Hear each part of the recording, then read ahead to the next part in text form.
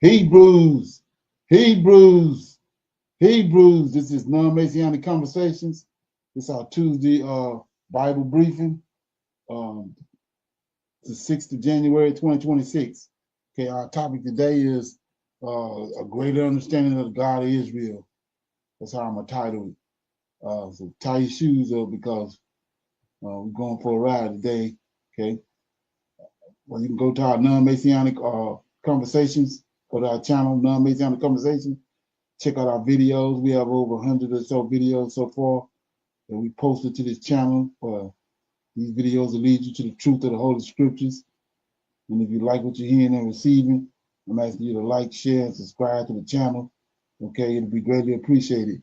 And we have our Cash App at the bottom of the screen for those that want to support this channel or our other channel, the one Prophets of Awakening, or our sister channel, which is Israel Wake Up. So it's all tied to the same link. So if you feel the need to support the channel, it's all good. Okay.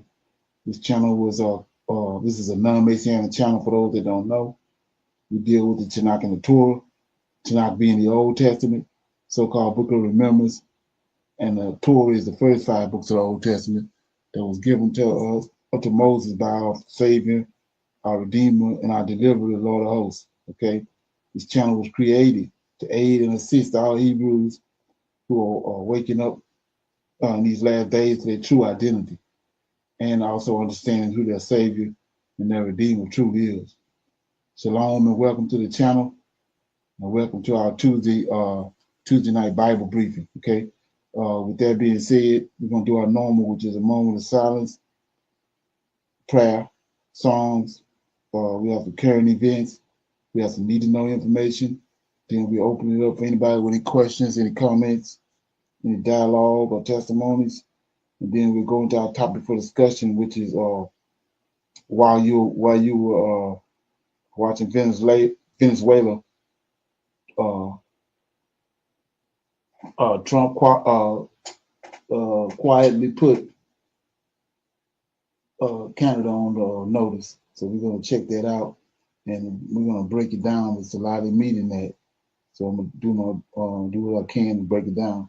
And our scripture reading, like I said, I'll be breaking down a greater understanding of God of Israel. We're going to go to some scriptures, shine a light on what has already been revealed to us on this channel. Okay. So with that being said, then we'll pick a scripture, we'll break that scripture down, then we'll close out. Okay. This moment of silence for the Lord of hosts, and all of these doing to bring about our prophesied deliverance in the last days. Oh Lord, I pray unto the Lord my God, and we make our confessions, O Lord, the great and dreadful God, keeping covenant and mercy to them that love thee and to them that keep thy commandments. O Lord, righteousness belongs unto thee, but unto us a confusion of face, as it is this day to the men of Judah, to the inhabitants of Jerusalem, and unto all Israel that are near and that are far off, through all the countries whither thou hast driven us, because of our trespass that we have trespassed against thee. Okay. O Lord, hear this prayer, cause thy face to shine upon thy people in thy sanctuary for your sake. O Lord, open your eyes and incline your ears to hear, and behold our condition. O Lord, hear. O Lord, forgive. O Lord, hearken and do, and defer not for thy own sake, for your people need you so very much at this time. Peace be unto you. Okay, with that being said, I'm going to read a song right quick, and we'll get into it.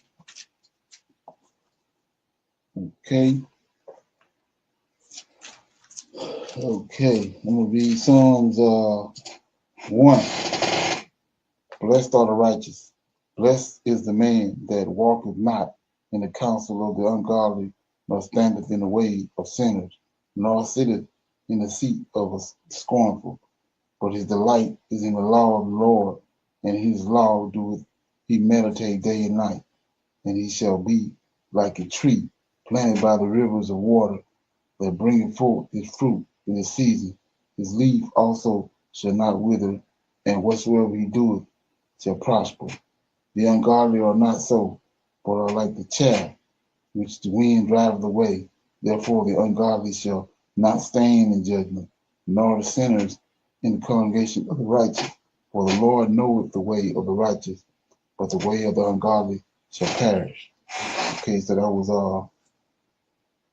Psalms 1, and right. So to me, when I read that, it shines a light on me for the good fig and the bad fig, and we know how that goes. He's always going to take care of the righteous fig, and he's always going to bring judgment on the wicked fig. So if you ain't right, you can't expect it to receive anything from the Lord. Okay. So with that being said, go to our current events. Okay. Here we go. Unexpected political pivot that has stunned international observers and Pan-African institutions alike. The African Union has just paid an official visit to Burkina Faso, a country it had long treated with suspicion, silence, and in some cases, open criticism. For over a year, Captain Ibrahim Traoré, the military leader of Burkina Faso, has stood firm against waves of external pressure, foreign interference, and internal destabilization campaigns. Yet, despite the challenges, he has garnered overwhelming grassroots support and achieved tangible transformations in governance, security, and national pride. Now, for the first time, the African Union, once critical and hesitant, has come knocking. What they witnessed and what they heard directly from Traoré has not only forced them to reconsider their stance, but sent shockwaves throughout the continent. This is the story of a defiant nation, a misunderstood leader, and the awakening of a continent. Since Captain Ibrahim Traoré took power in 2022 through a military transition, Burkina Faso has been at the center of continental and global debate. The African Union, like many international bodies, initially condemned the transition, citing concerns over democratic norms, the rule of law, and regional stability. Behind the diplomatic language, however, was a deeper tension. Traoré's unapologetic rejection of neo-colonial influence, particularly France's, and his pursuit of Pan-African alliances outside the Western sphere of influence. If you're working on a project at home and tired of constantly changing disks,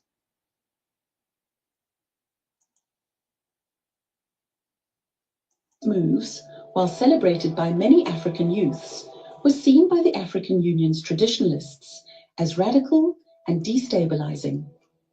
Over time, Burkina Faso faced sanctions, was excluded from regional summits, and remained under heavy scrutiny. Yet through it all, Traoré remained undeterred, declaring that sovereignty and the people's welfare would not be traded for diplomatic applause.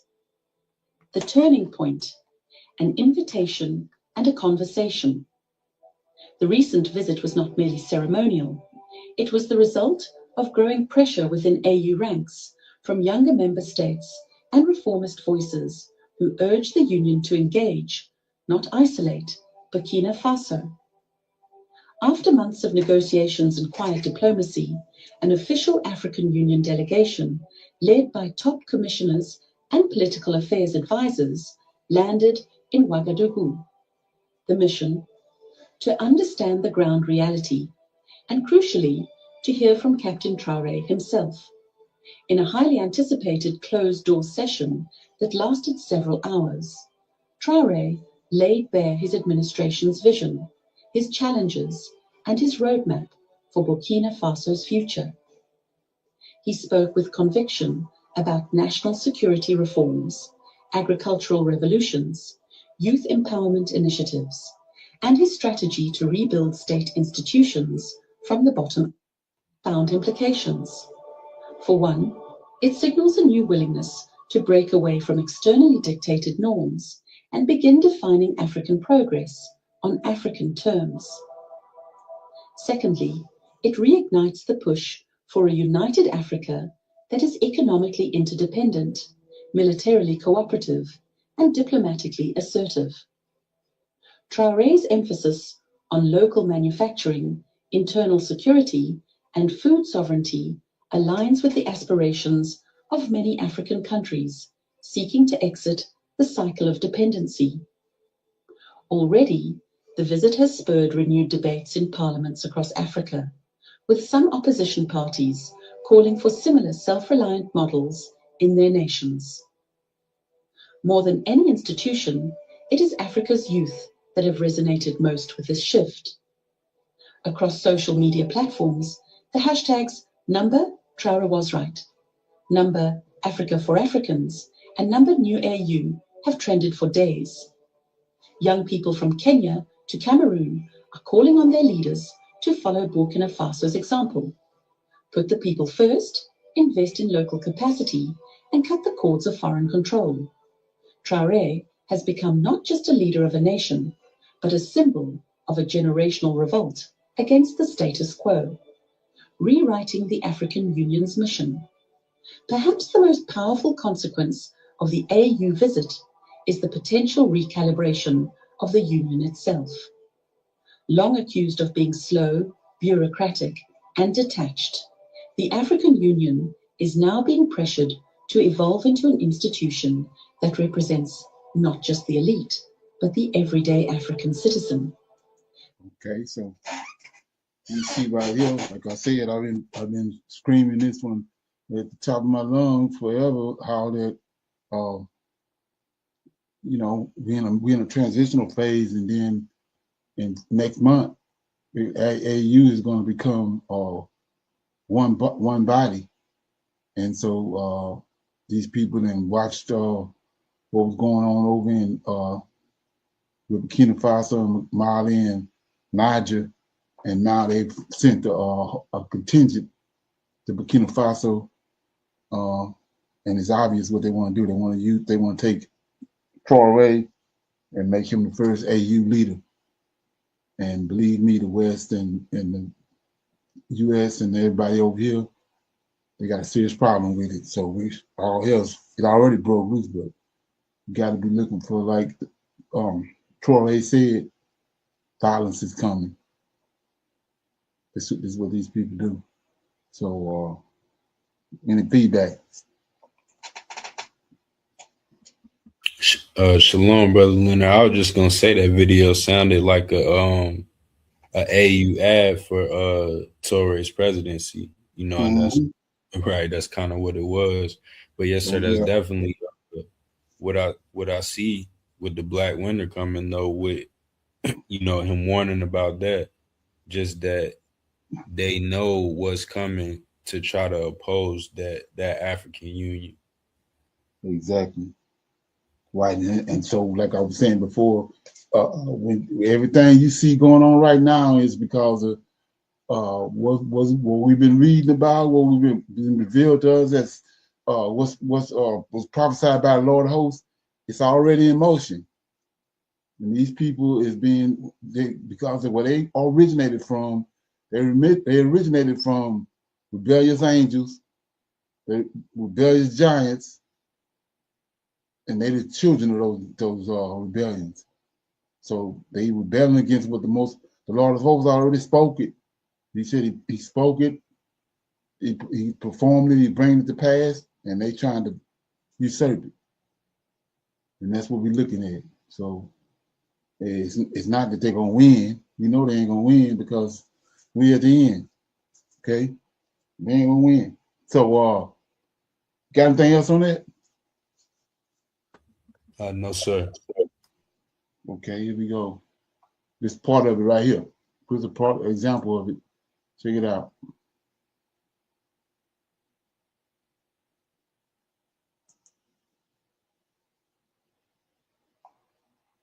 Okay. Enforcement Administration says a week-long cartel crackdown led to nearly 200 arrests just in New England. Keep that cartel, that word and what it means, cartel, keep that in mind. It's going to come up tonight a lot. DEA says they were all members of the Sinaloa cartel, the largest drug cartel in the world. 4 a.m. Chicago, Illinois. The city known as the Crossroads of America was buried in the quiet hours before dawn. The skyscrapers stood silent against the wind coming off Lake Michigan. To the delivery drivers and early shift workers, the streets looked empty, but they weren't. In the shadows of the industrial rail yards and beneath the overpasses of the interstate, a massive mobilization was underway. It wasn't just a local police raid, it was the mobilization of an army. Unmarked vans, tactical armored trucks, and surveillance units from the FBI, ICE, and the DEA were moving in perfect synchronization. And this wasn't happening just in Chicago. At that exact moment, across 21 other major metropolitan zones, from the ports of Long Beach to the suburbs of New York, thousands of federal agents were initiating the largest offensive against organized crime in modern American history. The code name for the operation was simple: the Surge. The target was not a street gang. It was a multinational superpower, the Sinaloa and CJNG cartels. For years, they had operated with impunity, turning American cities into logistics hubs for their poison. But on this morning, the rules of engagement had changed. The order from the highest levels of government was clear: stop the drugs, destroy the networks, and bring those responsible to justice. If you support the brave men and women of ICE and the FBI who risk their lives to defend our nation from these foreign threats, hit the like button and comment ICE below. Let's show them we stand with them. For decades, Chicago has been the beating heart of the cartel's distribution network. It is the central artery where fentanyl and meth arrive from the border, are broken down, and then pumped into the veins of the entire East Coast. In an overnight ambush on Monday, the Army has given the Sinaloa cartel one of its biggest defeats in recent months. The cartels treated this city like their own corporate headquarters. They had supply chains, accountants, logistics managers, and armed enforcers who acted as a private police force. But the most dangerous part of their operation wasn't the drugs. It was their invisibility. They hid in plain sight. They didn't just buy warehouses. They bought protection. Intelligence reports leading up to the surge revealed a terrifying reality. The enemy wasn't just climbing over a wall. The enemy was already inside. The cartels had evolved. They weren't just bribing criminals. They were infiltrating the very institutions sworn to stop them. As the convoys reached their targets, massive distribution centers disguised as legitimate trucking companies, the agents knew they were walking into a war zone. But they also knew something else. Some of the people they were coming to arrest. This is a smoke screen, so keep that in mind. What you'll be looking at, this is a smoke screen, okay?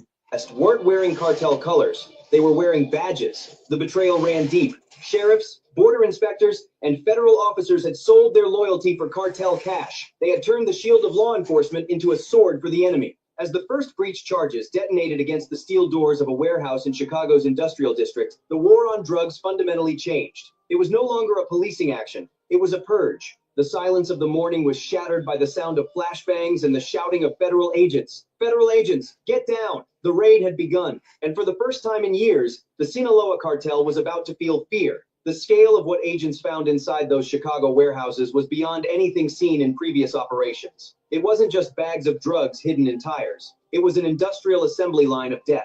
When agents breached the primary logistics hub near the rail yards, they found the proof of how the cartels had transformed. Behind false steel walls and inside shipping containers labeled as industrial cleaning supplies, they uncovered the stockpile. The seizure logs paint a terrifying picture. In this operation alone, federal teams seized a staggering 8,818 pounds of fentanyl. To put that into perspective, just 2 milligrams can stop a human heart. What sat in that warehouse was enough potential lethal doses to kill the entire population of the United States multiple times over. But it wasn't just the drugs, it was the money. Agents discovered pallets of vacuum-sealed cash, cryptocurrency hardware wallets, and gold bars. The DEA says this seizure is connected to 6 states and Mexico, all linked to targeting the Sinaloa cartel, which the Trump administration recently classified as a terrorist organization. The total value of assets seized in this synchronized strike exceeded $200 million. This was the war chest of the Sinaloa and CJNG cartels. Funds used to bribe officials, buy military-grade weapons, and secure the supply chain. And then came the arrests. The coordination of the surge resulted in 5,000 suspects being taken into custody within months. These weren't just low-level dealers on street corners. These were the logistics managers, the chemists, the accountants, and the enforcers. The entire middle management of the cartel's American infrastructure was decimated overnight. This discovery revealed that the cartels are no longer acting like street gangs. They are functioning like multinational corporations. They have supply chains that stretch from the chemical factories in China and India, where precursors are made, to the super labs in Mexico, and finally to these distribution hubs in Chicago. The investigation uncovered that the fentanyl crisis isn't an accident. It is a designed attack. a chemical weapon disguised as a narcotic, pumped into the heartland of America to destabilize communities and destroy families. The financial network exposed by the raid was equally sophisticated. Money collected in Chicago wasn't just driven south in trucks. It was laundered through shell companies, real estate deals in Miami, and offshore cryptocurrency exchanges. Remember what he just said. Let me play it again. It's going to come back up. Check it out. Sophisticated. Money collected in Chicago wasn't just driven south in trucks. It was laundered through shell companies, real estate deals in Miami, and offshore cryptocurrency exchanges. The cartels were using the American banking system against America itself, turning drug profits into legitimate businesses like trucking fleets and nightclubs. We are tracking the names of the high-ranking officials and corporate entities linked to this financial network. To stay updated on who is exposed next in this ongoing war, make sure to subscribe to the channel and turn on notifications. The raid also uncovered a disturbing link to the border crisis. Among the seized documents were internal communications showing how the cartels were using migrant flows to mask their shipments. They were overwhelming the border patrol with human waves, creating a diversion to slip these massive industrial loads through the cracks. But perhaps the most chilling discovery was the war supply chain. It is not just a border crisis. Officials say it is a coast-to-coast cartel takeover. Federal agents in Portland, Oregon. In Houston, a convoy intercepted as part of the surge was found carrying hundreds of military-grade firearms, AR platforms, 50 caliber rifles, and conversion kits hidden beneath crates of produce.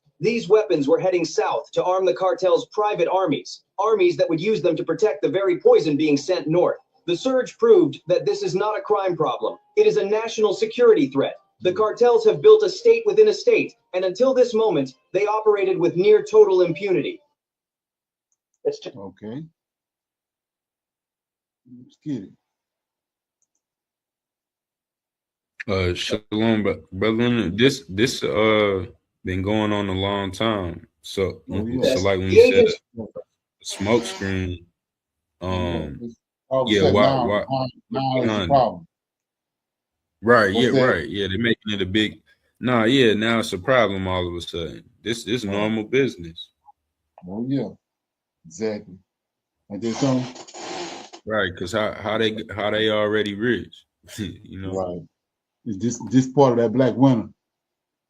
Okay, I'm gonna show that. Knew the hardest battle was yet to come because the enemy had one final line of defense: the corruption inside the U.S. government itself. As the dust settled on the operation, the headlines across the country focused on the staggering amount of narcotics destroyed. But for the agents on the ground, the most chilling moment of the surge wasn't finding the 8,818 pounds of fentanyl. It was seeing who was standing on the other side of the handcuffs. In the processing centers, amidst the thousands of cartel soldiers and logistics managers, there were faces that didn't belong. There were men and women wearing uniforms. The investigation revealed that the network had penetrated deep into the American justice system. County sheriffs, border inspectors, and even federal officers were taken into custody. These were the people sworn to protect the country. They had taken an oath to defend the Constitution against all enemies, foreign and domestic. But blinded by greed and compromised by the cartel's endless supply of $200 million in cash, they became the enemy. They sold their badges, they sold their honor, and in doing so, they sold out their own communities.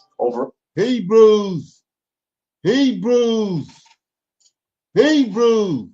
For a ton of the synthetic opioid, enough for more than 20 million doses and worth nearly $400 million, was seized in Sinaloa, a region long linked to cartel operations. The betrayal was systemic. In El Paso, a Customs and Border Protection officer was charged with waving through trucks carrying narcotics, using his federal authority as a shield for the cartel. In Arizona, supervisors were found burying trafficking cases to protect donors linked to shell companies. The arrogance of these officials was shattered the moment the FBI arrived. The badge that once protected them became the evidence of their treason. As they were led away in handcuffs, stripped of their authority, the message was sent loud and clear. The war has changed. The threat is no longer just outside the walls. It is inside. But this dark revelation also carries a beacon of hope. The system fought back. The surge was not just a victory of firepower. It was a victory of integrity. For every corrupt officer who took a bribe, there were 10 honest agents who refused to look away. Okay, so let's look at it. We're going to start dissecting this. So we saw all the drama that these people, we know who they are. Trump, right? He's what you call that? Redneck, let's call it. You're a redneck. So you got all these Christian nationalists and the plan that they had in place, Project 2025. They came and they did all the damage they done up until this point. Now the midterms coming. That's what this is. And just like with JC, you got Negroes. It's being shown to them over and over again. He ain't real, but they can come and they go to talk about JC and they fall right into the fold. Just right here. They forgot what they done since January. All the executive orders, Elon Musk and all that. Now here they come, supposed to cleaning up America all over the place, raiding all these places. It's the midterms coming. They're trying to hoodwink you. Like I said before, you got Hydrogen Dialectic. You got Wendy's and KFC, same owner. You mad? You don't want to deal with KFC no more, so you're gonna start going to Wendy's, same owner. So that's what this doing. That's what they're doing. They're doing all this show of force and all this is to try to win the people over. Like they cleaned America up. America is really considered. Come on, way bigger than that. Believe me. And everything you see going on, you got to remember, like I said before, Trump is an idiot. He's a nut bucket. What you see going on, especially what I'm going to show you, is above his pay grade.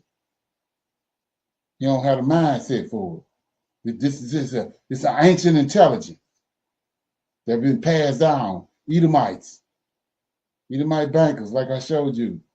These Edomites, they the ones killed Julius Caesar. That's over 2,500 or so years ago. They killed him. They've been manipulating the currency, manipulating the world, the population ever since then. They pros at it. And you're looking at them right now at their finest. I'm gonna break that down, okay? Any comments, questions on that? No, sir. Not at this time. Okay.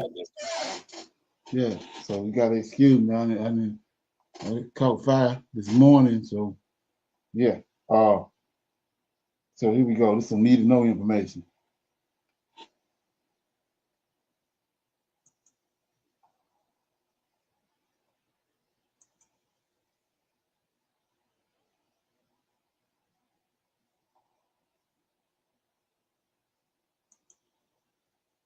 So what's going on right here, this video, and my reason for playing it is the world is terrified, right, of Africa. I just told you about what they getting ready to do.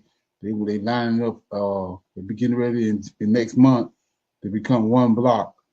And that block is $15 trillion worth of trade gonna be when they do that. And they're gonna have Tory over it. Tory gonna be the first president of that new block. And like I said, that we within 30 months, 30 days, maybe a little more, are doing that. And everything you see going on is because of that. Just averted. Like I was saying before, it's on a major level. What they did back in Oklahoma with Black Wall Street is because of this, what we're looking at now. They never wanted to get to this level right here. So they would cut it off way out. The lynchings, hanging Negroes, certain Negroes, they unalived was for not to get here. But the Lord of hosts brought it to right where it's at now. So you guys to know, violence. These people violent. Like I said, they came from fallen angels, sleeping with women, got giants. Giants was violent. They the descendants of these giants. Contrary to what you want to believe. Okay, so here we go.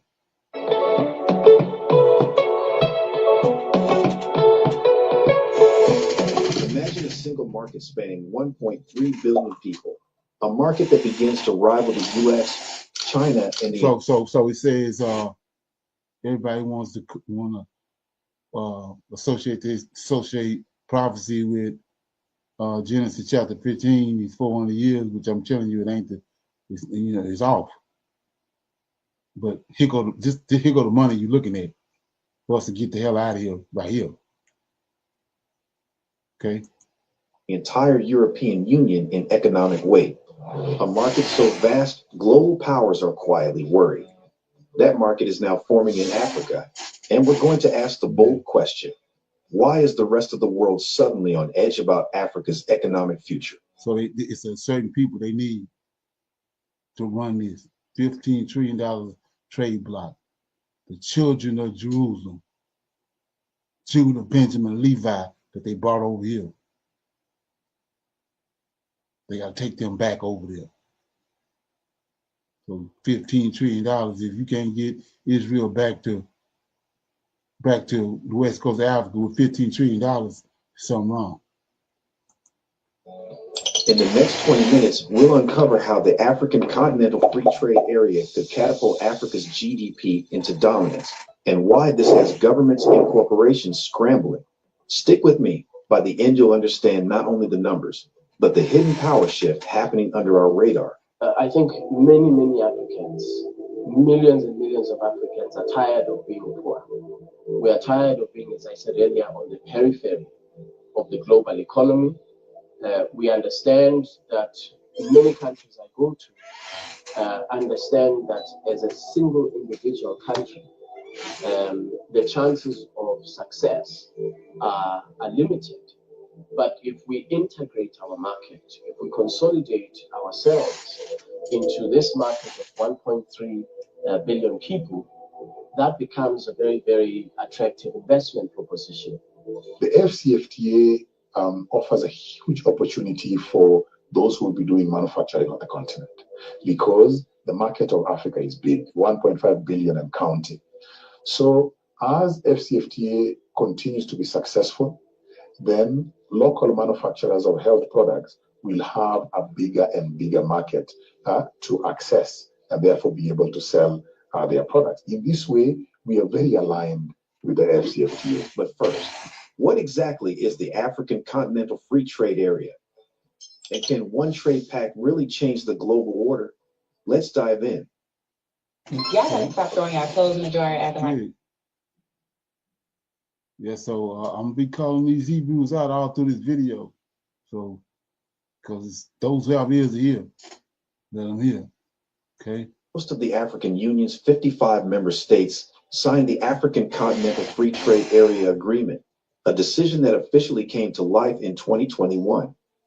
With that move, Africa created one of the largest free trade zones on the planet, bringing together a population of roughly 1.2 to 1.3 billion people under a single economic framework.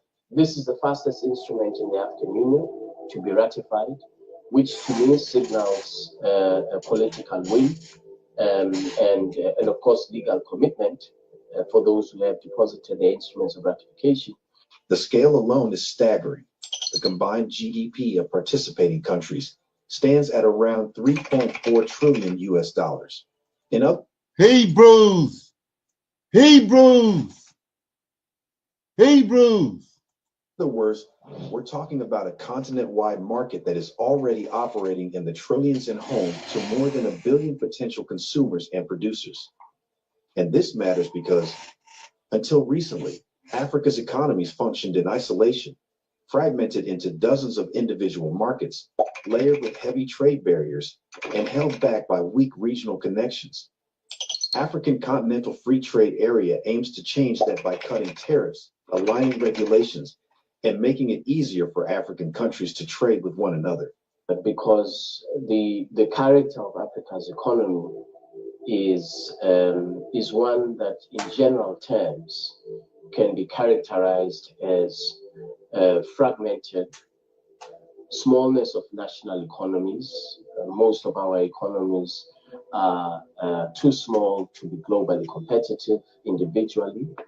We have a lack of efficiencies, or rather lack of economies of scale, and many of us continue to export primary commodities to countries of the north, and we don't trade nearly enough with one another in value-added production. There is some, but it's not to the point where we actually would boost intra-Africa trade and enhance Africa's industrial development capacity.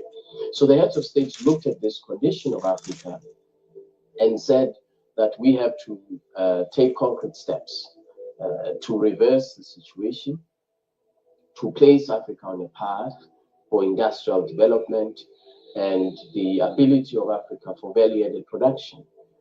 It's very important that we move away from this over-reliance when we're exporting to the rest of the world. We move away from this over-reliance of primary commodities, or rather export on primary commodities, reliance on export of primary commodities. Very, very important. And so this is the underlying rationale. Now, here's the question you should be thinking about at home. If Africa genuinely manages to break down its internal barriers and fuse 1.3 billion people into one integrated market, what does that mean for the rest of the global trading system? Keep that in mind. We're coming back to it. How does Isaiah chapter 60, verses 1 through 5. Arise and shine, for thy light is come, and the glory of the Lord is risen upon thee. For behold, darkness shall cover the earth, gross darkness the people. But the Lord shall arise upon thee, and his glory shall be seen upon thee. And the Gentiles shall come to thy light, kings to the brightness of thy rising. Lift up thine eyes round about and see. All they that gather themselves together, they come to thee. Thy sons shall come from afar, and thy daughters shall be nursed upon thy side. Then thou shalt see and flow together, and thine heart shall fear and be enlarged, and because of the abundance of the sea be converted unto thee, for the forces of the Gentiles shall come unto thee. Integrating a 1.3 billion person market change the way African businesses operate. How does it change business in Africa? For businesses, it means scale. A manufacturer in Ghana doesn't have to think of 33 million people. So they can target over 1 billion. So with that, it encourages investment, innovation, and mass production. So what it means is that businesses can scale, can produce more, and in turn make more profit. Exactly. Okay. After doing an average of 1.1. A little more of this. Okay.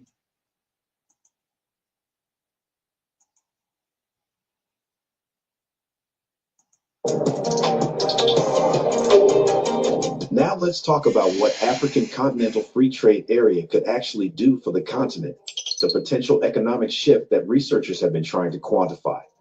Some studies paint a remarkably optimistic picture. One analysis suggests that if African Continental Free Trade Area is fully implemented, Africa's GDP per capita could climb to around $6,602 by 2043. Another report estimates that intra-African trade could surge by as much as 45% by 2045. And according to a blog drawing on World Bank data, the agreement might boost Africa's GDP by between 1.4% and 2.7%, increase foreign direct investment by a staggering 111 to 159%. Borders, moving goods within the continent remains expensive and time-consuming. Then there's the challenge of regulation. Trade rules vary widely from one country to another, and customs harmonization is still a work in progress. Non-tariff barriers persist, and institutional capacity differs significantly across the continent. One analysis even notes that African Continental Free Trade Area's early benefits have been uneven. Countries like Nigeria and Kenya are seeing better export diversification, while others are still struggling to catch up. And asking ourselves which one feels most realistic. In the first instance, Africa makes progress under African Continental Free Trade Area, but the journey is slower than hoped. Integration moves forward, yet familiar obstacles, logistical bottlenecks, regulatory gaps, uneven capacity keep the pace moderate. Intra-African trade still grows, perhaps by 20 to 30% by 2045, rather than the anticipated 45% in GDP. Okay, so everything that you're listening to right here is the title of this video is "Why the World is Terrified of Africa's $15 trillion Trade Block." It will shock you, right? So it's all scripture, and that's what everything you see going on is because of this. Everybody jockeying to try to make sense of what's going on right here, what the Lord of Hosts is doing. In the feedback.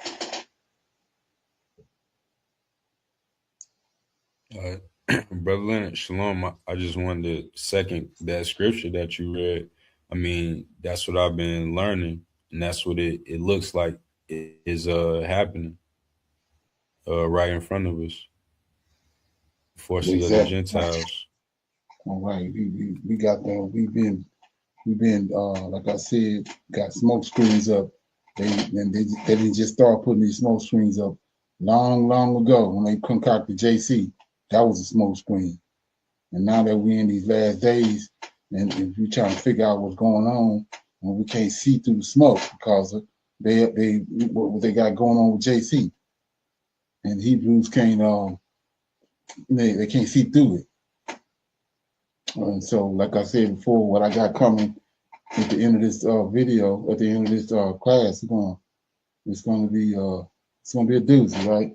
So, with that being said, we're gonna open it up for some Q&A. Any questions? Anybody got any questions, comments about anything they came across they want to talk about, or anything they want to interject?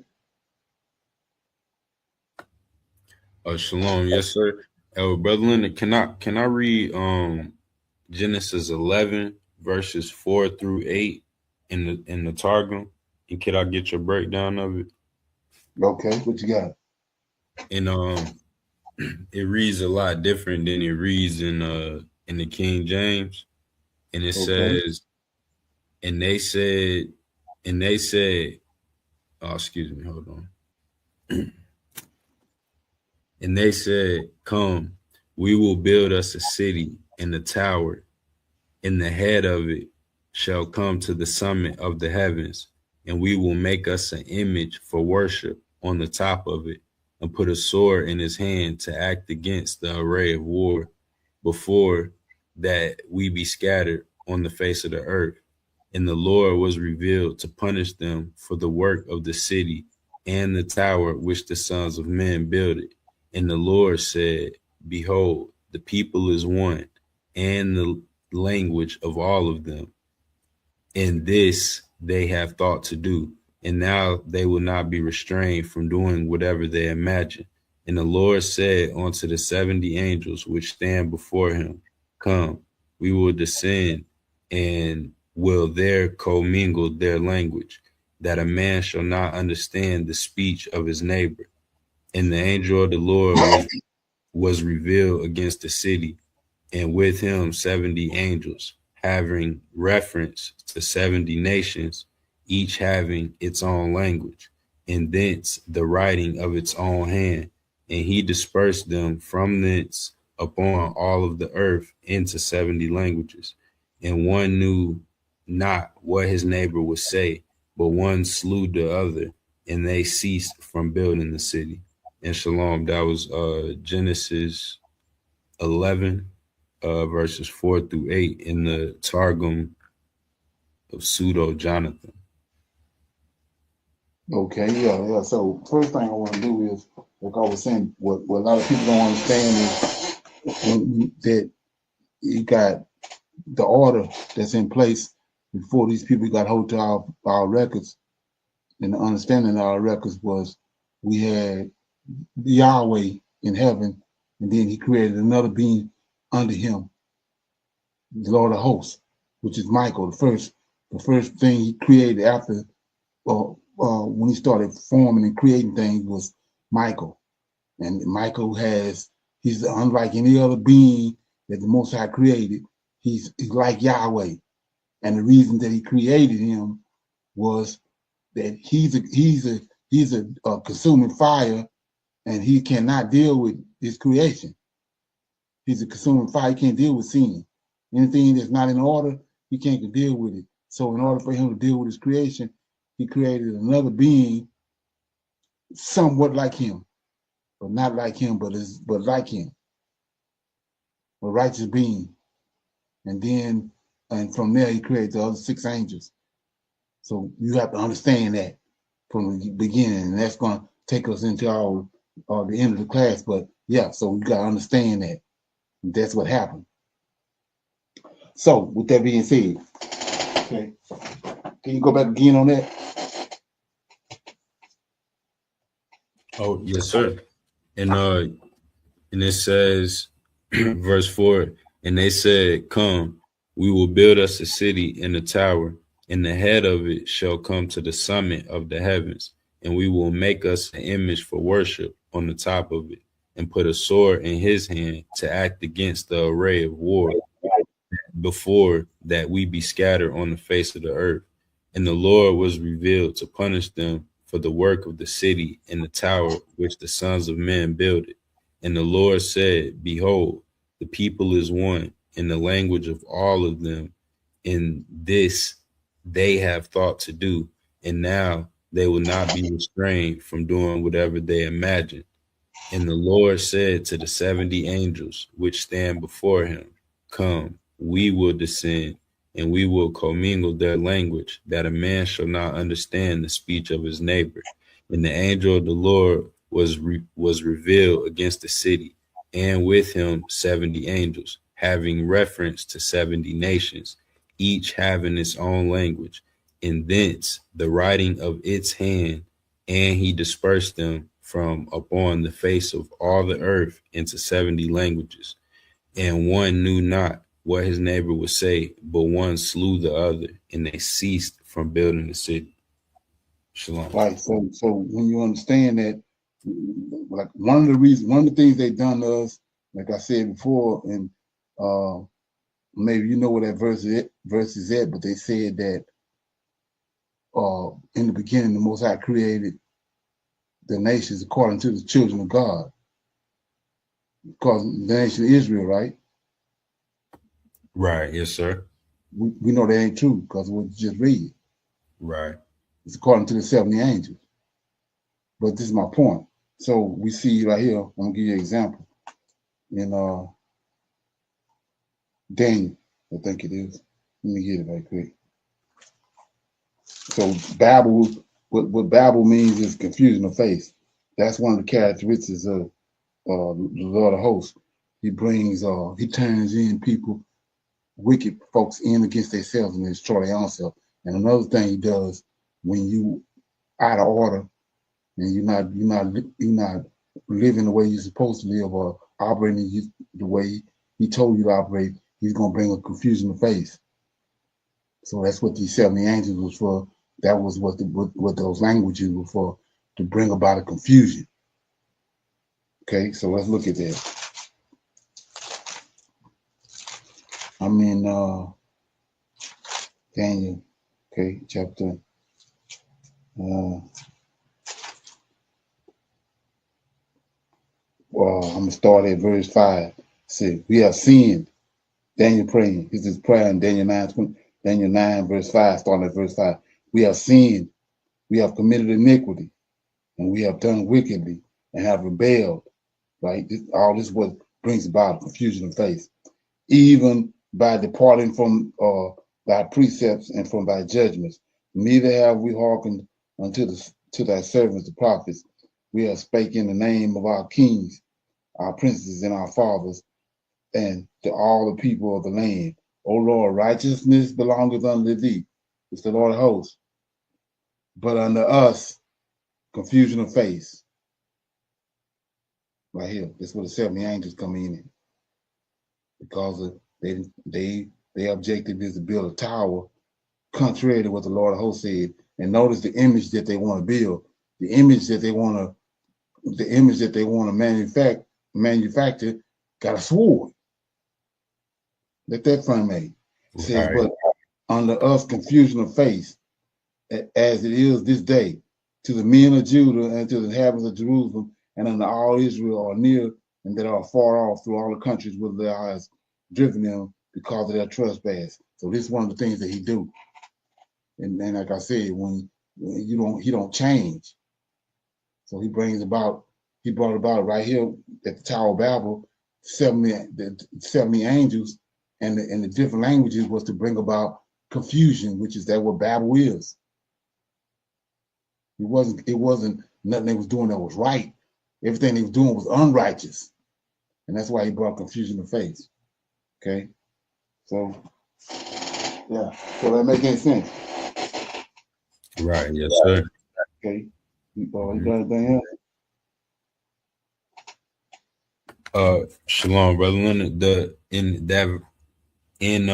Where they say it differently in Deuteronomy 32, that's where they said like Deuteronomy 32:8, I think, where it says like you just referenced, they say the 70 nations are according to the sons of Israel.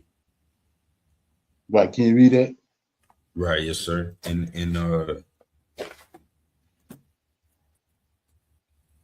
My fault, I had it in the Targum right there.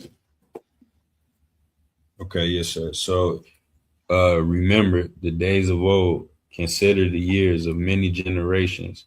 Ask thy father, and he will show thee, your elders, and they will tell thee, when the Most High divided the nations their inheritance, when he separated the sons of Adam, he set the bounds of the people according to the number of the children of Israel.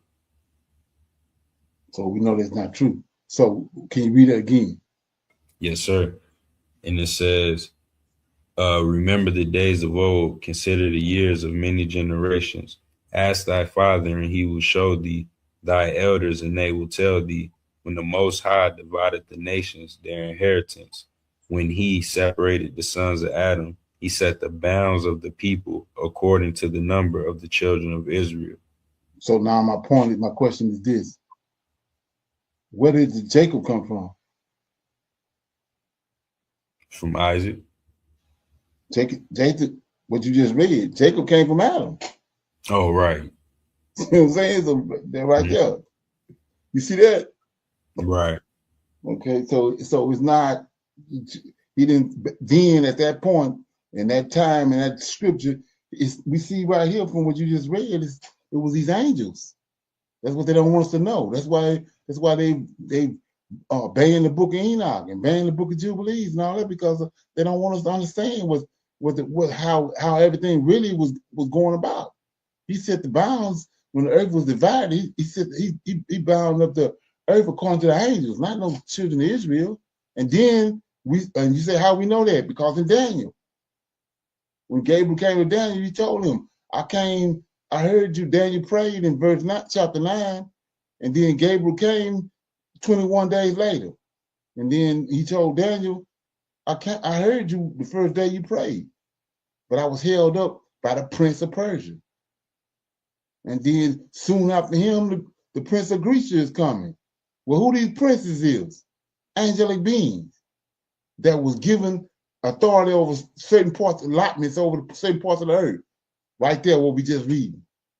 Not sons of Adam, the sons of God. Okay? You got anything else? No, sir. That makes sense to me. I wanted to get that breakdown because I came across that verse. And I actually read it first in Jasher. There's a verse that says that in Jasher as well. And Right. I came across that and started searching for more about it. So yeah, I wanted to get clarification. Right. So just for GP, what a lot of people don't know is Jubilees. So why is it called the Book of Jubilees? Because the Book of Jubilees, angels telling the story. The angels telling the story in Book of Jubilees, and they keeping time the way you keep time in heaven every 50 years. That's what a Jubilee is, every 50 years. these angels are telling the story in Book of Jubilees. And like I said before, I continue to keep on bringing it forth. Is who you gonna listen to? Matthew, Mark, Luke, and John, Peter, and Paul, or the angels? How you gonna give me Matthew, Mark, Luke, and John, but you gonna ban the angels? What the angels say? Come on, ain't that something? Right, yes, sir. I'm believe the angels. Well, yeah, exactly. All right. When you understand what's going on, you're gonna believe it. So yeah, so I'm gonna play this little sidebar I wanted to play. Let me play it right quick before we get started.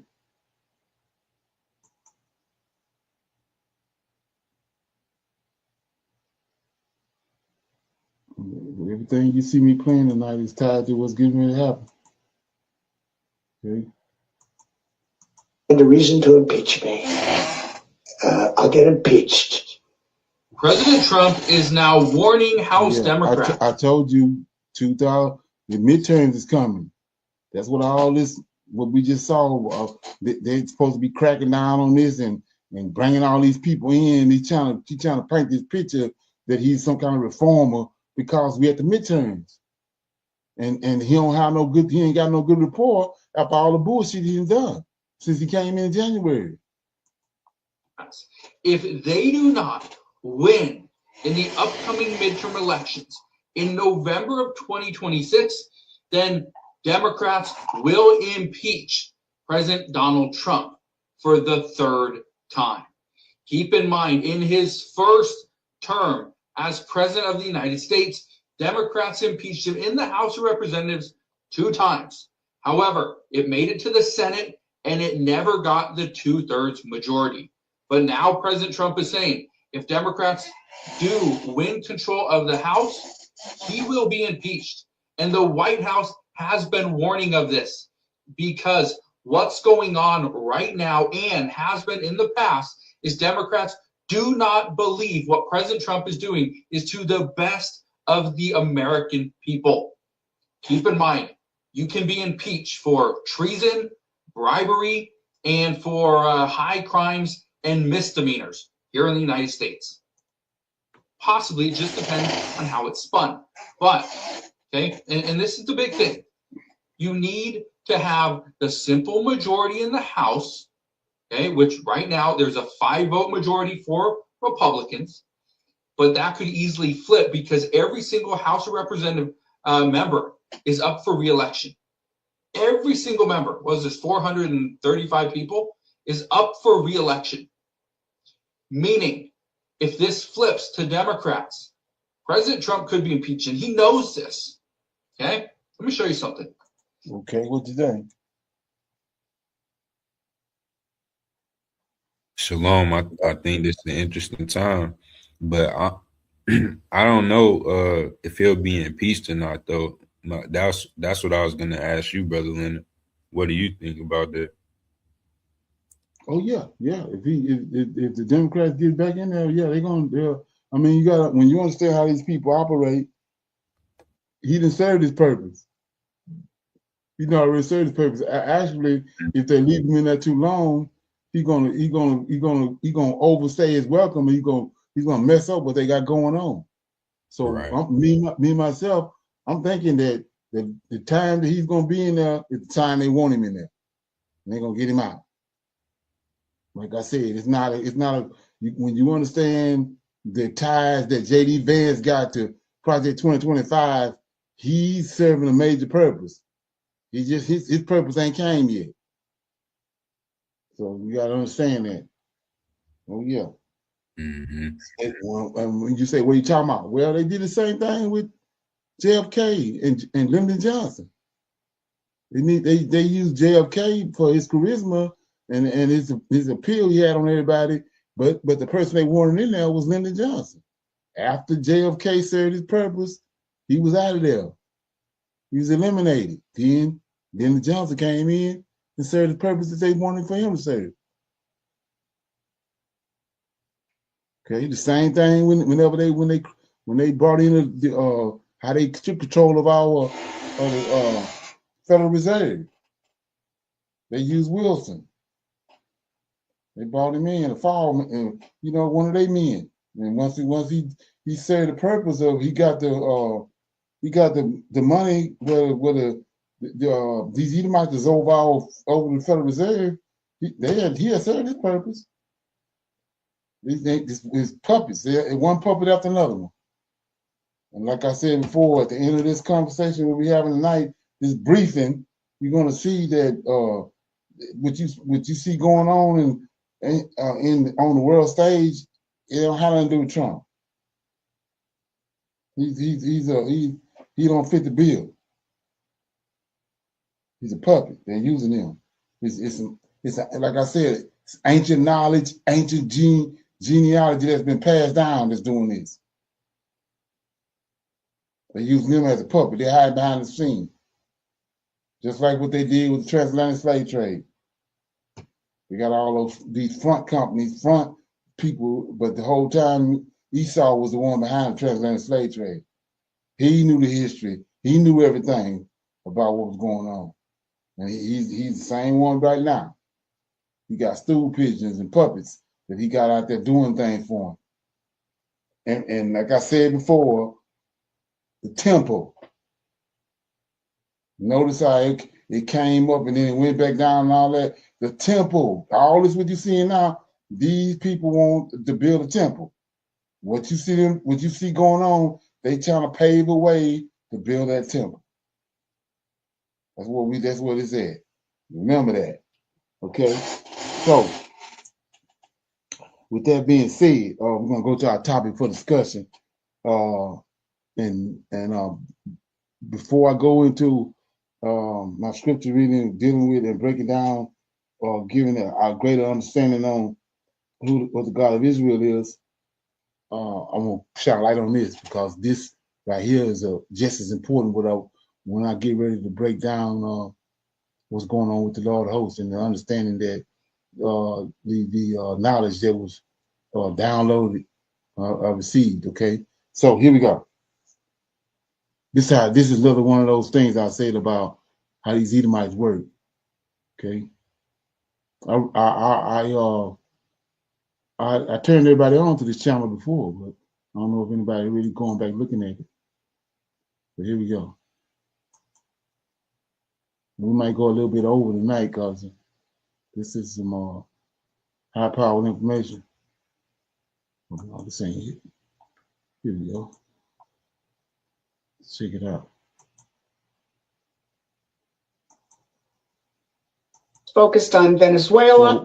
So when you say Edomites, these Edomites right here, these females.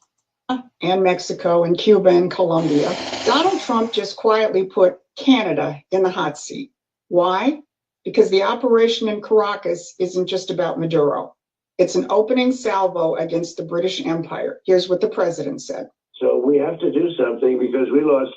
The real number is 300,000 people, in my opinion. You know, they like to say 100,000. 100,000 is a lot of people, but the real number is 300,000 people, and we lost it to drugs, and they come in through the. So let me shine a light on this. I didn't broke this down before, but maybe I need to refresh a few people's mind.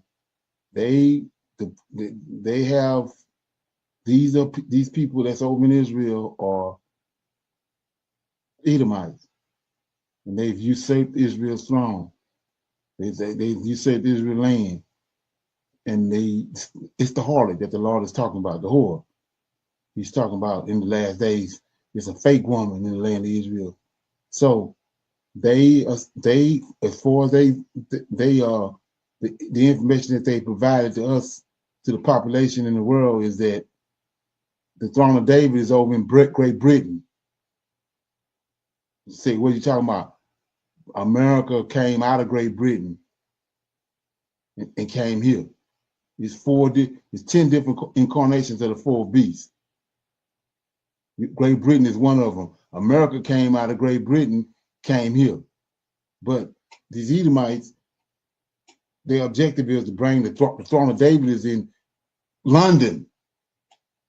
When they finish what they're doing, their plans are to bring that throne that the Windsors are Queen Elizabeth and Queen Charles are sitting on back to Jerusalem. When they build that temple, they want to bring that throne back to Jerusalem. You know, they're gonna televise it and use all this propaganda machine, that big propaganda machine they got. They want to bring it back to Jerusalem. That's what I'm telling you now. That's what we're looking at. They want to bring the whole world, because of their skills with economics and all that. They want to bring the whole world down. That's what we're looking at. And then they want to bring that throne of David back to Jerusalem. This is why you keep on hearing right here, they keep talking about Great Britain, when Great Britain is supposed to be done with. You would assume Great Britain was done with, but let's listen to it. Southern border, mostly the southern border. Plenty come in through Canada too, by the way, in case you don't know. But you're not supposed to notice that. The headlines covering that same press conference are focused on the usual targets, like this one in the New York Post. But while the empire's American propaganda arms want you focused on those usual suspects, by Sunday, the Canadians had figured out what I just told you.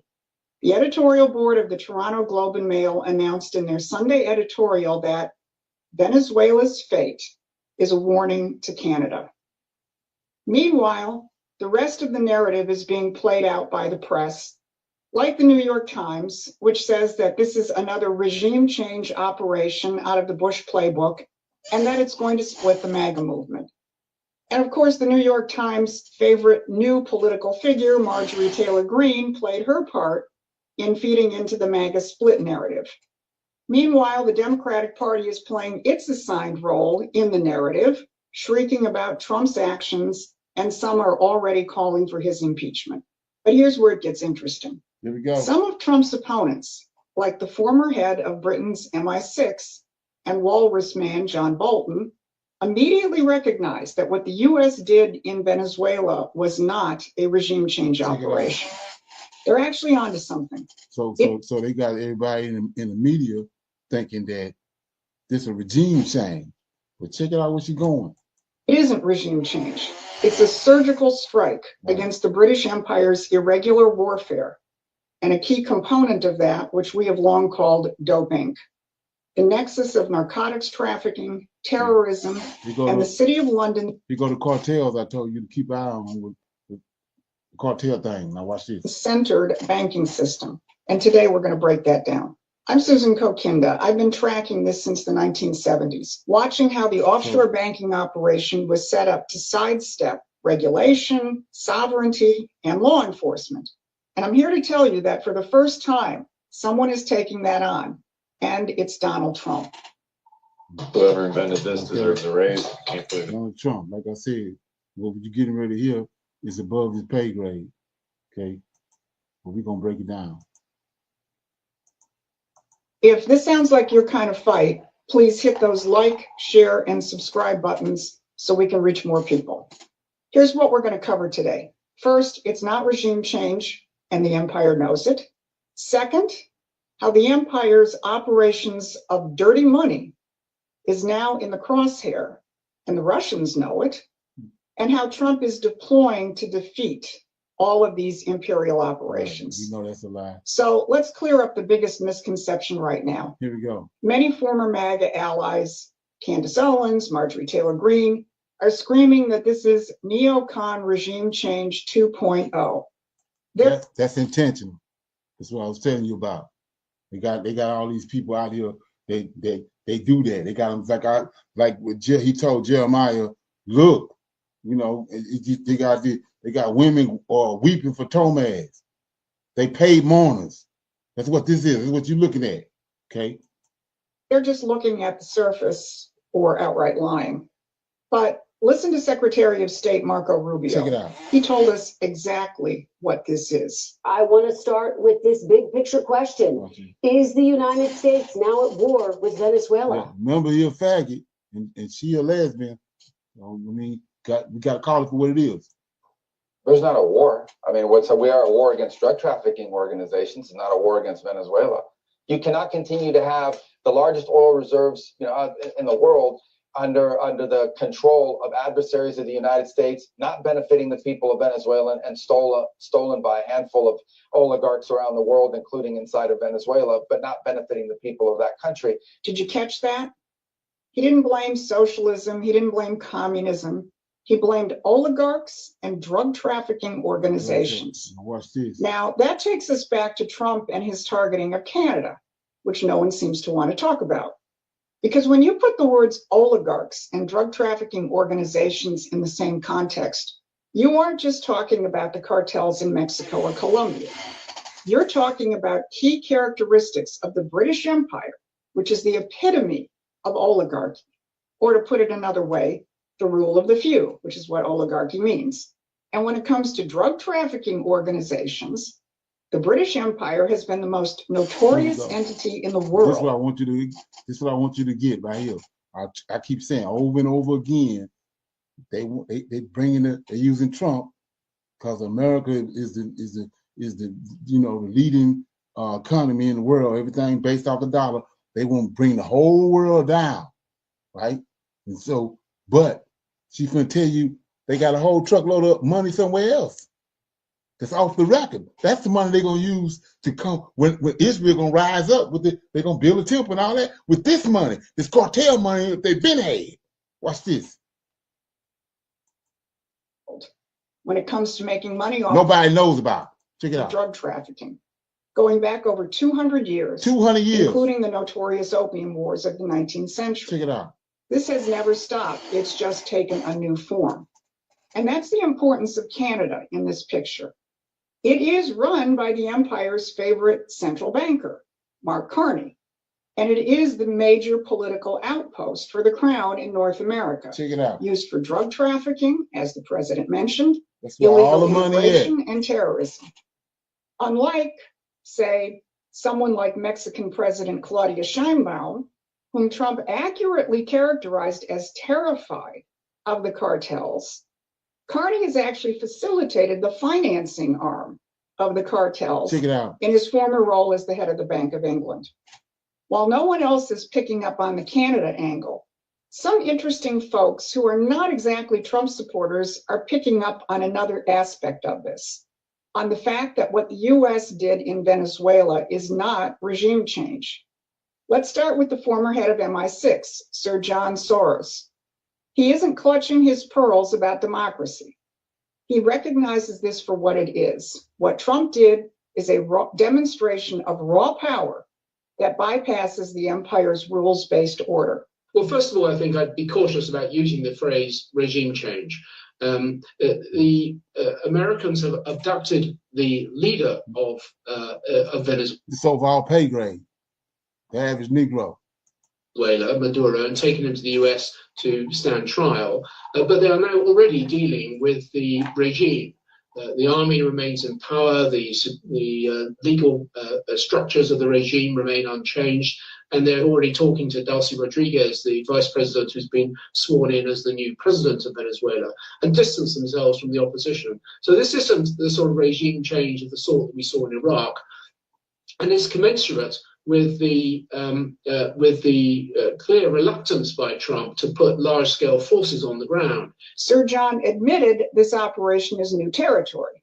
He noted that Washington is already dealing with Maduro's successors and that the structures of the country remain. He knows this isn't Iraq, it isn't Tony Blair's regime change. It's something else. And he's not alone. Here's John Bolton. But let's be clear, there's a big difference between getting Maduro and removing the regime. Right now, facts are scarce, that's for sure, but the regime is... So like I said, I'm not going to stop it. I'm trying to let it roll. But so, like I said before, everything in the New Testament written in red, where it come from, everything is in the Egyptian Book of the Dead written in red. So like I said before, when you get to this point, when you got the revelation, understand what the New Testament is, they're just talking. And we've been brainwashed. Everything they say, we believe what they say. But all they doing is talking. That's all these nut buckets doing. And we following the narrative. They just talking. They used to us following the narrative. So they put shit out there and then Negro grab hold to it. because they was raised in their educational system. So whatever they say, they go right along with it. But it's something else totally, they leading you down a prim road, but something else totally going on. Okay, we're gonna get to the meat of this in a minute. Is still in power. And Trump, inexplicably today at his news conference, took a shot at the Nobel Peace Prize winning leader of Venezuela's opposition, Mrs. Machado, said she didn't have the trust of the Venezuelan people. So I think there's a lot of lack of clarity, to say the least, in Trump's thinking on this. And it would be a hollow victory indeed if we snatched Maduro but left his regime in place. When MI6 and John Bolton are admitting that this is not standard regime change, and Trump's allies are confused, you know you're watching a higher level of warfare. Exactly. And this is exactly why you need to be plugged into Promethean Action. While so-called MAGA influencers are screaming regime change, but the former head of MI6 is calmly explaining that this is something entirely different, who do you think actually understands what's happening? We've been tracking British imperial operations in irregular warfare for decades. Here we go. We don't react. We don't chase headlines.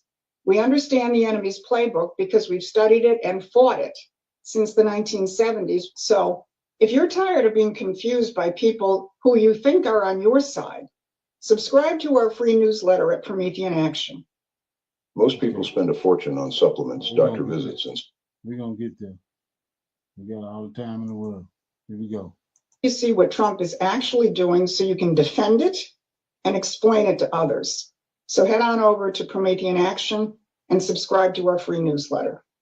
Now, here's what Trump is really going after. Here we go, right If this is a war on drug trafficking organizations and oligarchs, as Rubio says, then it is automatically a war on the global banking system. Check it out. Because you can't separate the two. The target isn't just jungle labs and drug boats. It's the city of London. Let's remember where Venezuela is. Right. It borders the Caribbean. What else is in the Caribbean? The origin point for the infamous system of offshore banking. It's another system. This is the system I'm talking about. Right here. This money off the record. Check how much it is. Established directly by the British. Back in 1960, the largest banking houses in London, working in partnership with the government and the Exchequer, established 14 completely secrecy jurisdictions. These are the offshore banking centers that now hold between $50 and $75 trillion, with all 50 of the world's largest banks operating within them. Off the record. Nobody know nothing about. This is what they're going to use. They're going to bring the rest of the world down. This is the money they're going to use. Right here. Okay? These offshore centers exist outside the control of sovereign governments. They're secret, they're unregulated, and they facilitate illegal activity. What we once had, a legitimate regulated banking system, has been transformed into a criminal enterprise. Okay.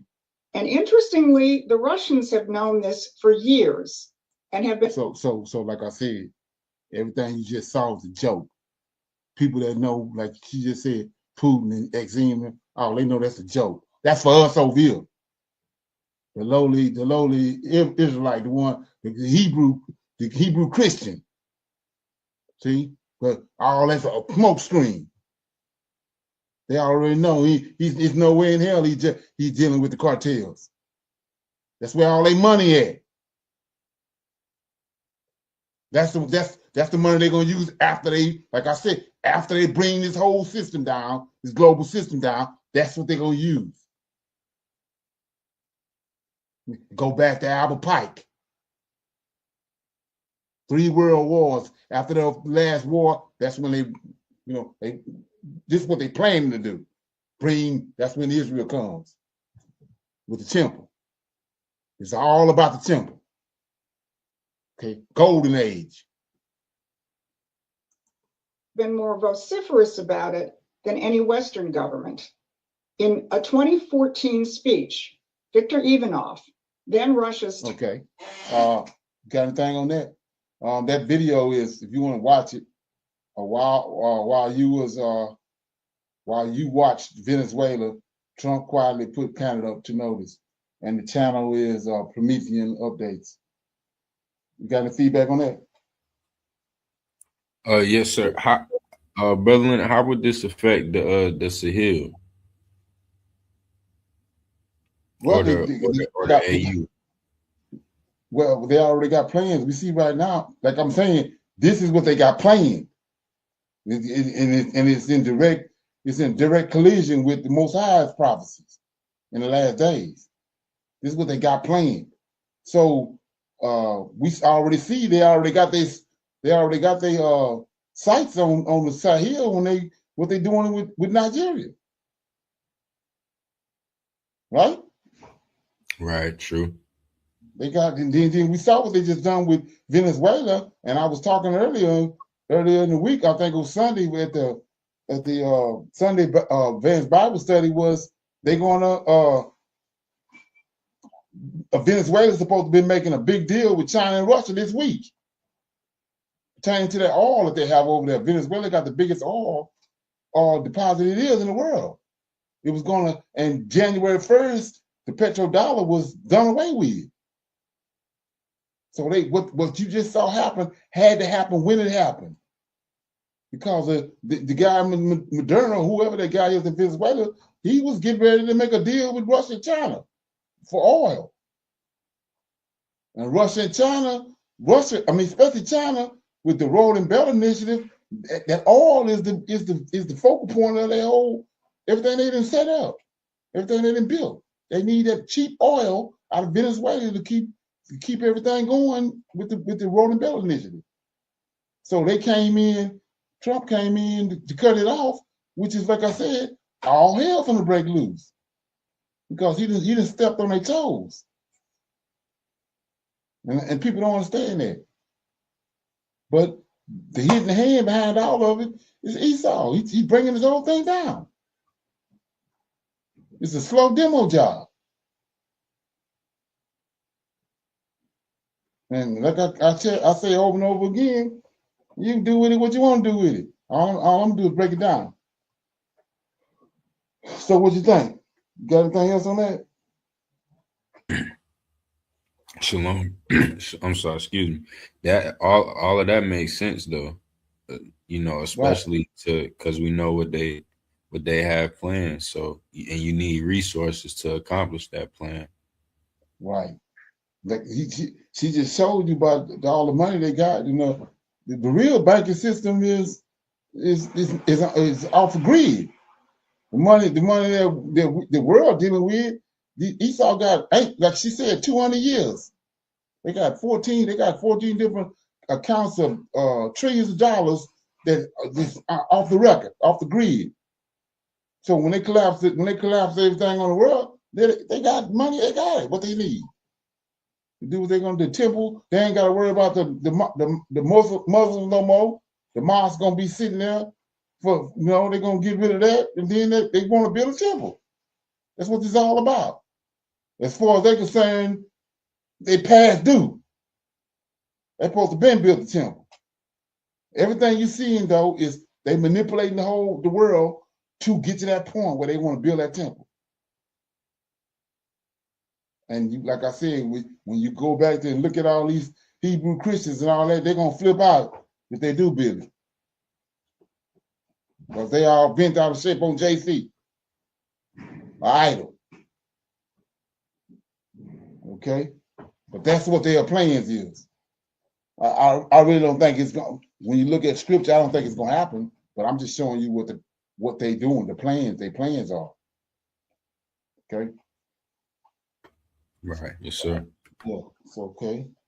So now, without further ado, I'm gonna deal with unlike all the other information that I received downloaded. We're gonna deal with a greater understanding on who the Lord of Hosts is. Just gonna cement what we already know, right? So let me get it. You got to bear with me, because let me get it. We know let me read it first. Let me read it. Let me read this right here. I'm always going here.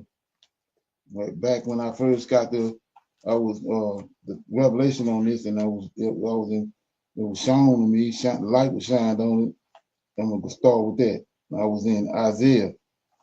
Okay, like I said, you're gonna have to bear with me. Tie your shoes up.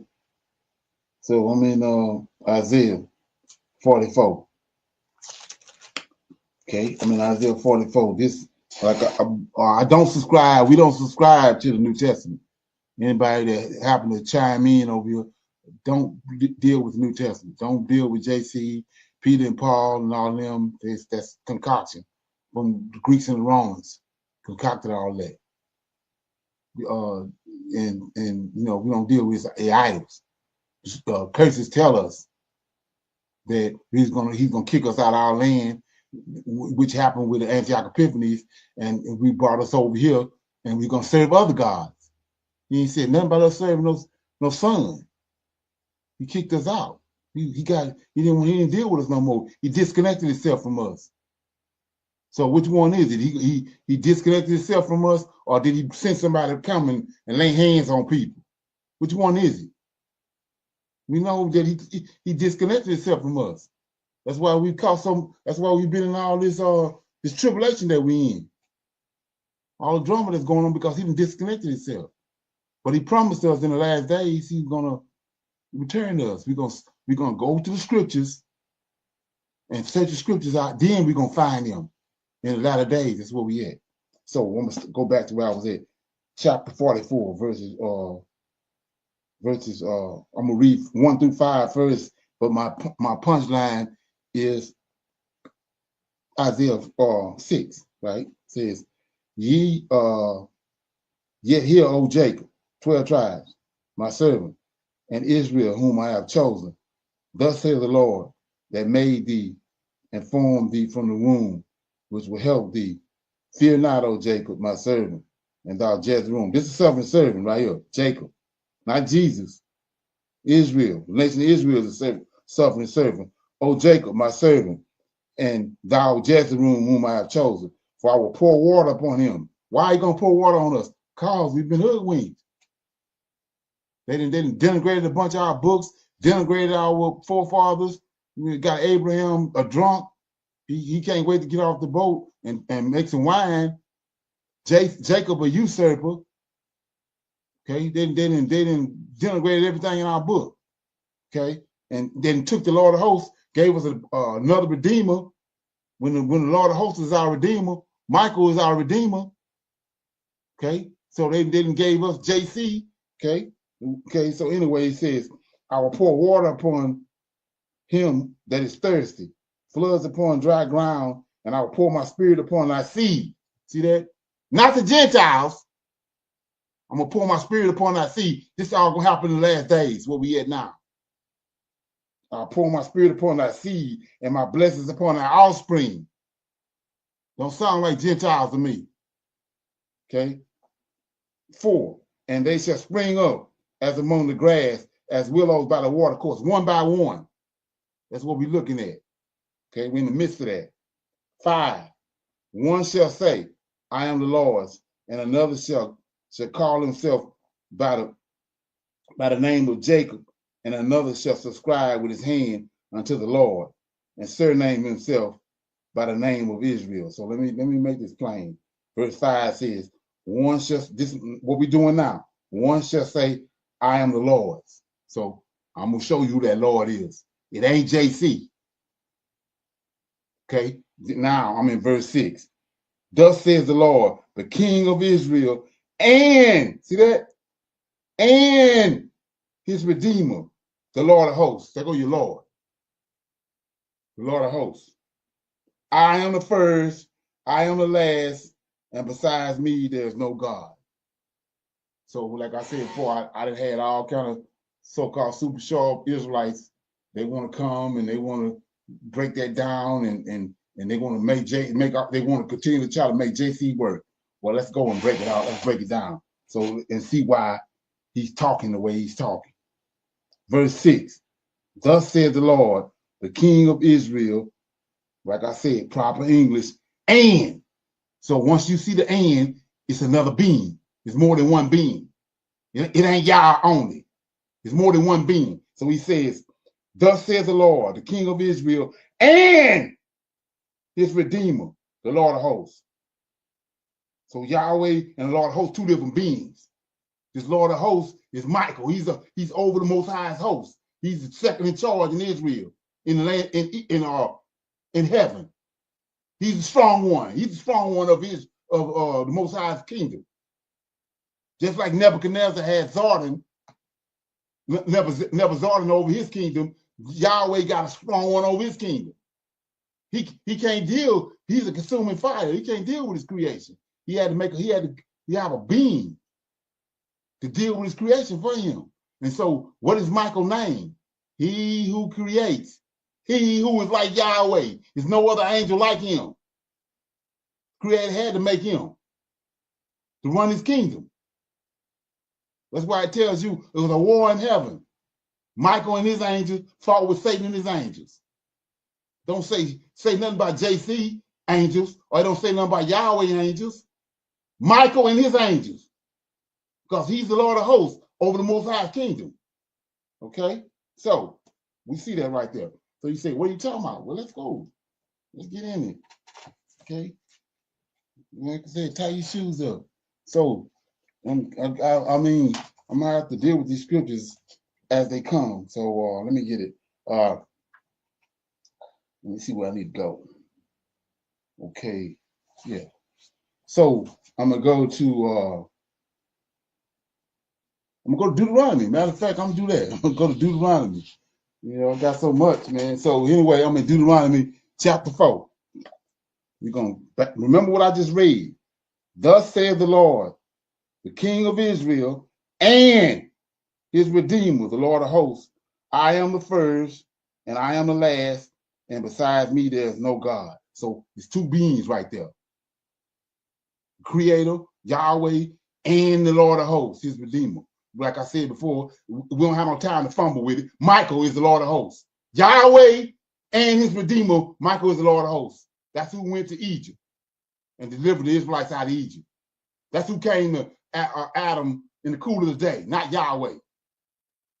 That's who came to when Hezekiah prayed and killed 185,000 Syrians. The Lord of hosts, the Redeemer. That's who came to Egypt and saved the Israelites.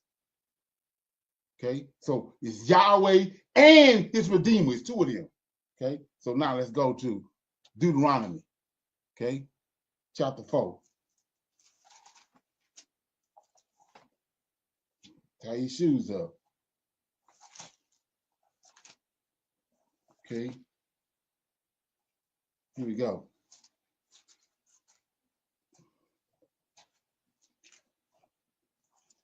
Deuteronomy chapter 4. What I'm gonna do, I'm gonna start at verse 1 because this whole chapter is loaded, but it's gonna take us to where we need to go. Let me see how I'm gonna do this. Okay.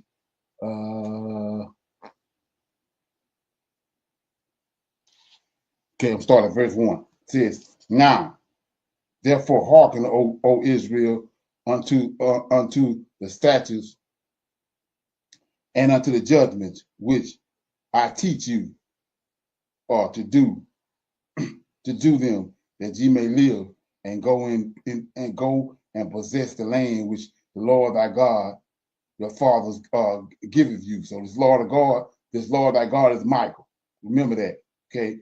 2, ye shall not add unto the word which I command you, and neither shall ye diminish out from it, that ye may keep the commandments of the Lord your God, which I command you. Well, let me go somewhere else right quick. Make it a little more plain for you. I'm gonna go to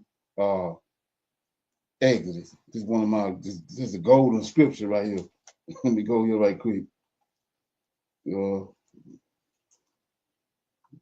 Get a little better understanding on what's going on.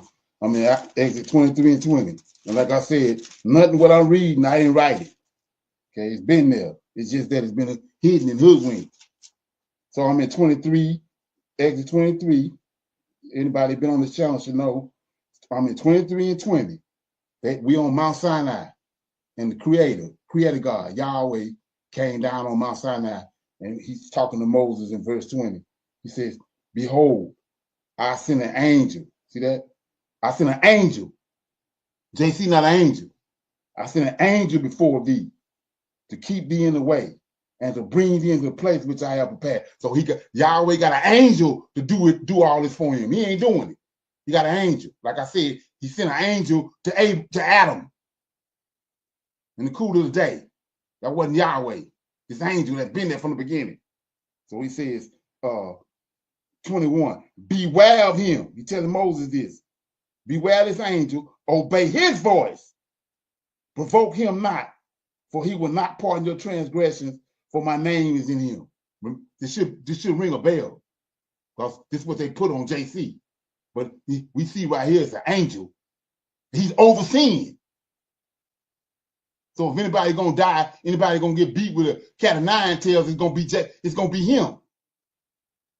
Anybody gonna get their beard plucked out, it's gonna be him. So he says,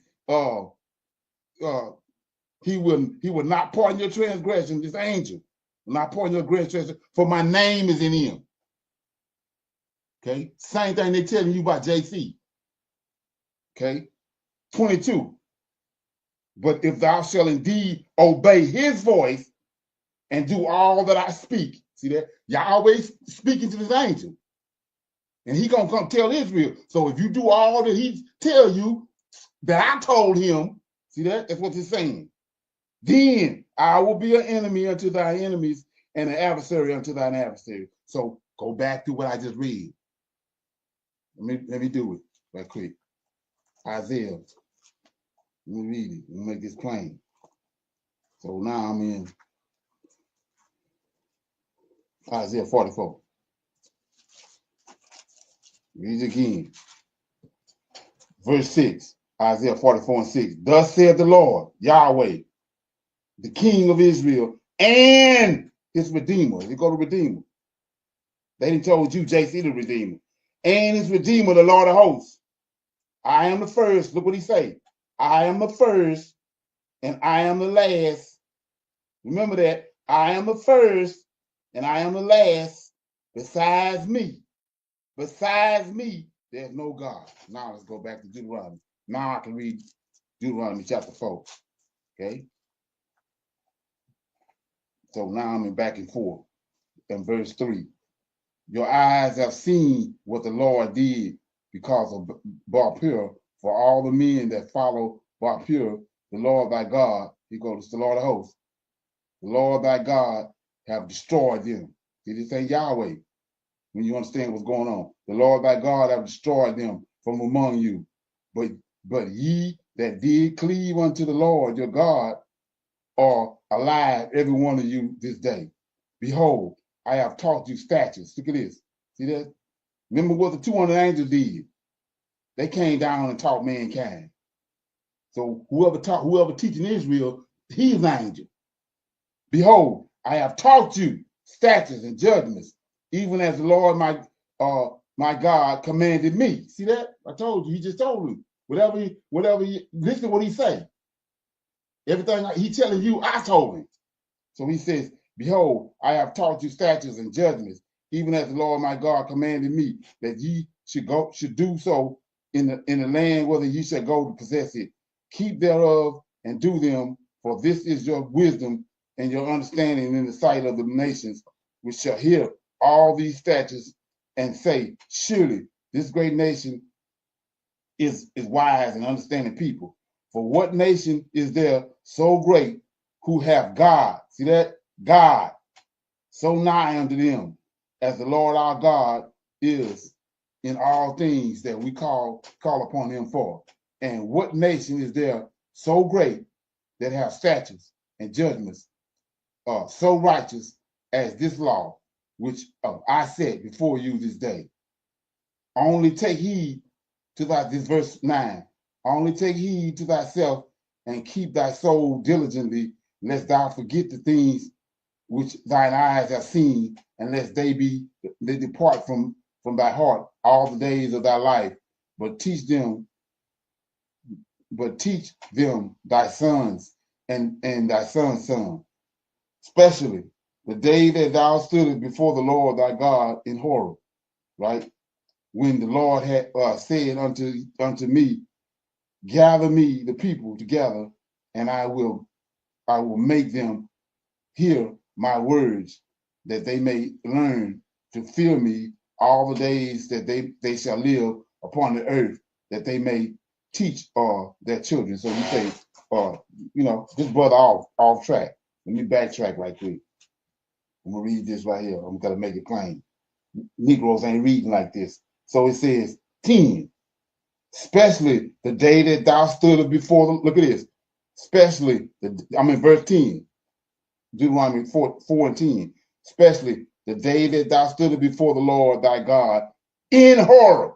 Right? So we in horror. Let's go back. So you gotta do this. Right? So let's go to Exodus chapter 3. Right quick. I want to make it plain. So I'm in Exodus chapter 3. Here we go. Right here. Chapter 3 of Exodus, verse 1. Now Moses kept the flock of Jethro, his father-in-law, the priest of Midian, and he led the flock to the backside of the desert, and he came to the mountain of God. See that? He came to the mountain of God, even the Horeb. Now verse 2. And the angel of the Lord appeared unto him. See that? So what they saying, God is his angel.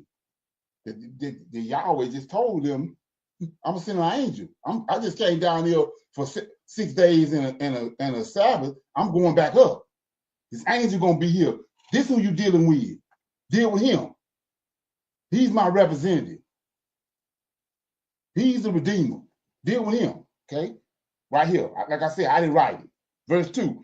And the angel of the Lord appeared unto him in a flame over fire. Remember that. Appeared unto him in a flame over fire out of the midst of the bush. Not Yahweh, in the midst of the bush. And he looked, and behold, the bush burned with fire, and the bush was not consumed. Go to the fiery furnace. Who came in the fiery furnace? It ain't Yahweh. Angel of the Lord came.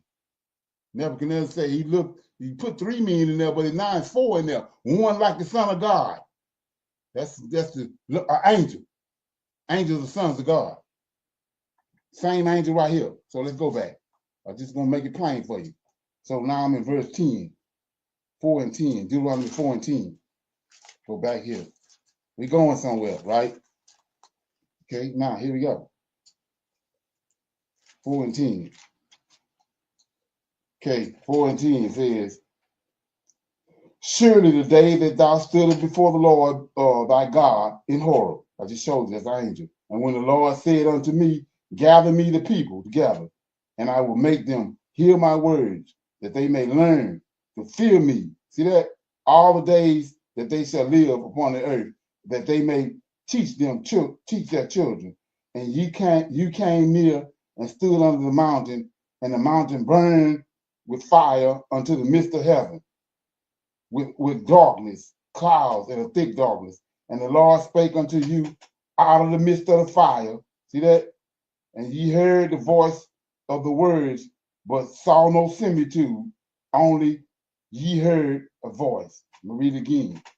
And the Lord spake unto you out of the midst of the fire. Ye heard the voice of the words, but you saw no similitude, only ye heard a voice. Now, let's go to 3.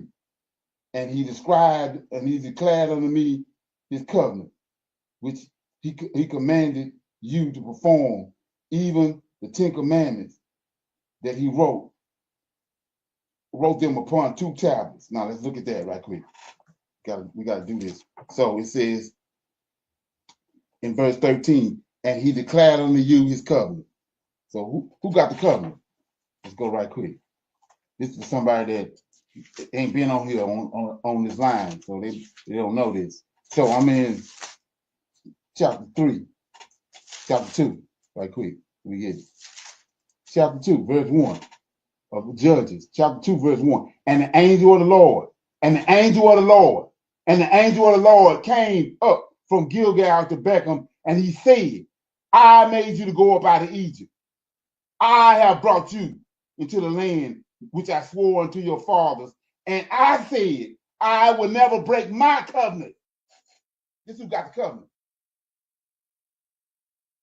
Right here. Not Yahweh. This is who Israel got the covenant with. I said, I will never break my covenant with you. So now let's get back over here. I got to do this. Okay, so we back and forth. 12. And the Lord spake unto you out of the midst of the fire. Ye have heard the voice of the word, but saw no similitude, only ye heard a voice. And he declared unto you his covenant, which he commanded you to perform, even the 10 commandments. And he wrote them upon tables of stone. And the Lord commanded me at that time to teach you statutes, judgments, that ye might do them in the land whether ye go to possess it. Now here we go. This is what I mean at. Starting at verse 15.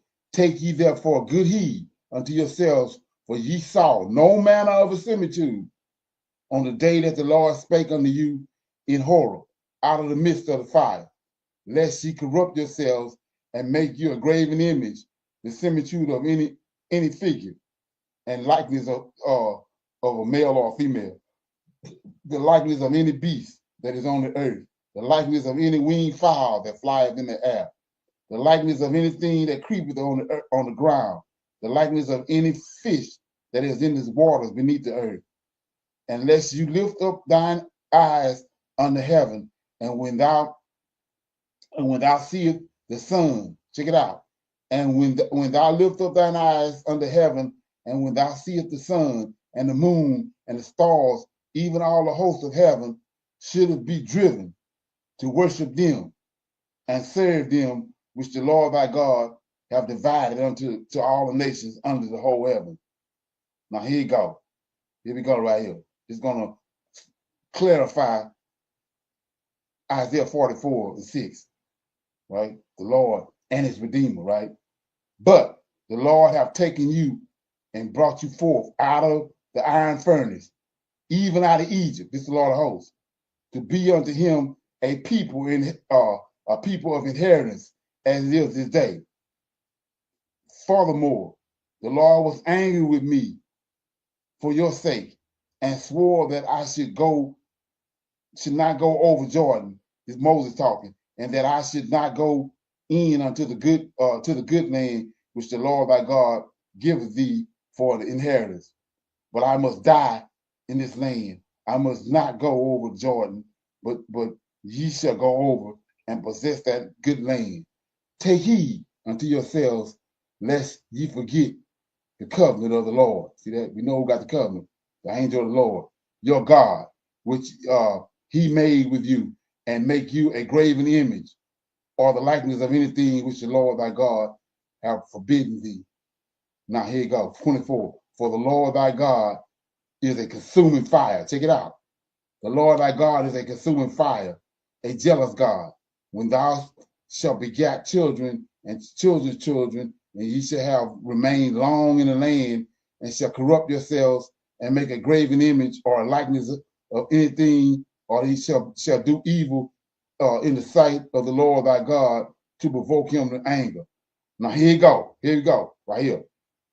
I call upon heaven and earth to witness against you this day, that ye shall soon utterly perish from off the land whither thou goest over Jordan to possess it. Ye shall not prolong your days upon it, right, but shall surely be destroyed. And the Lord shall scatter you among the nations, and ye shall be left few in number among the heathens, whether the Lord thy God lead you. That's where we at now, right? 28. And there ye shall serve other gods. See that? Not him. We over here, we serving other gods. There ye shall serve other gods, the work of man's hands, wood and stone, which neither see, nor hear, nor eat, nor smell. But if from thence thou shalt seek, here you go. That's what we're doing now. But if thou from thence shalt seek the Lord thy God, thou shalt find him. Here you go. If thou seek him with all thy heart and with all thy soul. Now here you go. Here go your answer. 30.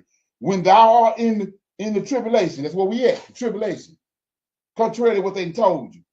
And all these things are come upon thee, even in the latter days, if thou turn to the Lord thy God, and shall be obedient unto him. I just told you, he told him, listen to the angel, obey his voice, right? And unto his voice.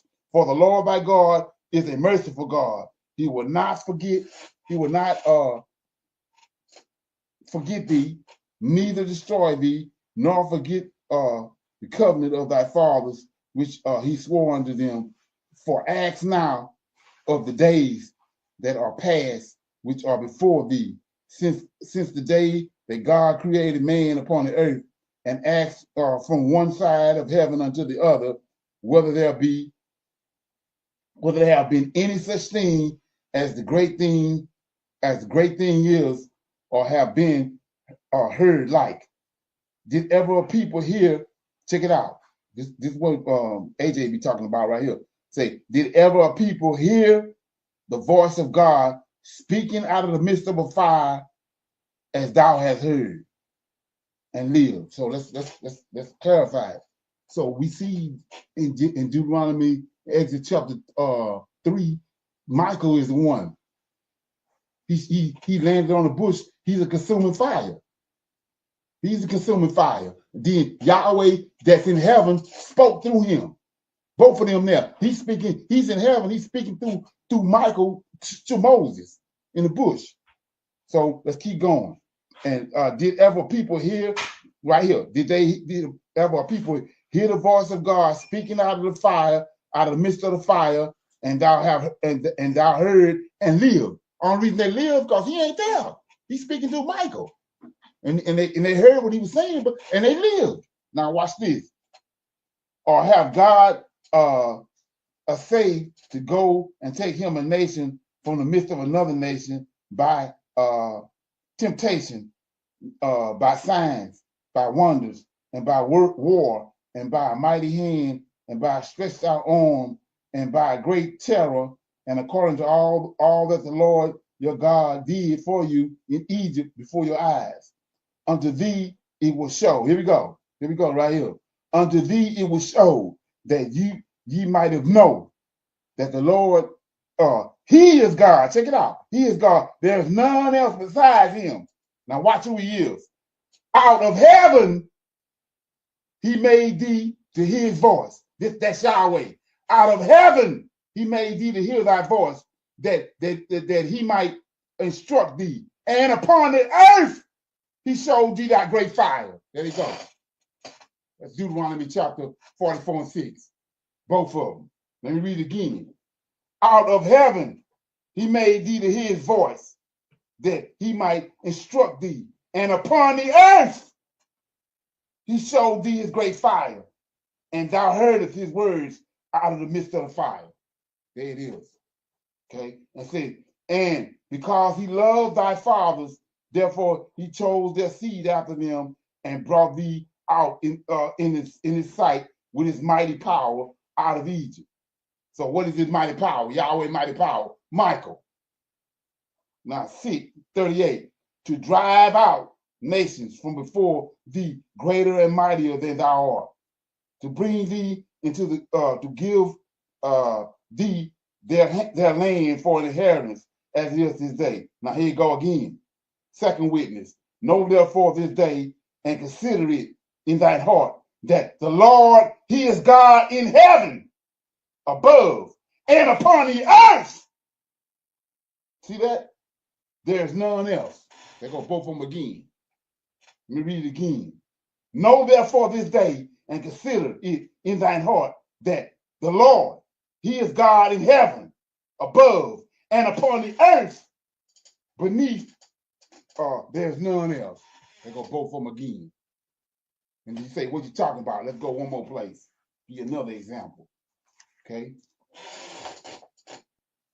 This is what you got to recalibrate.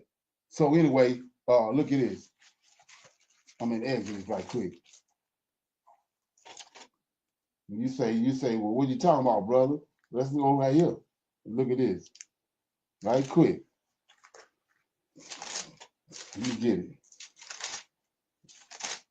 This a pillar of fire, right? When they came out of Egypt.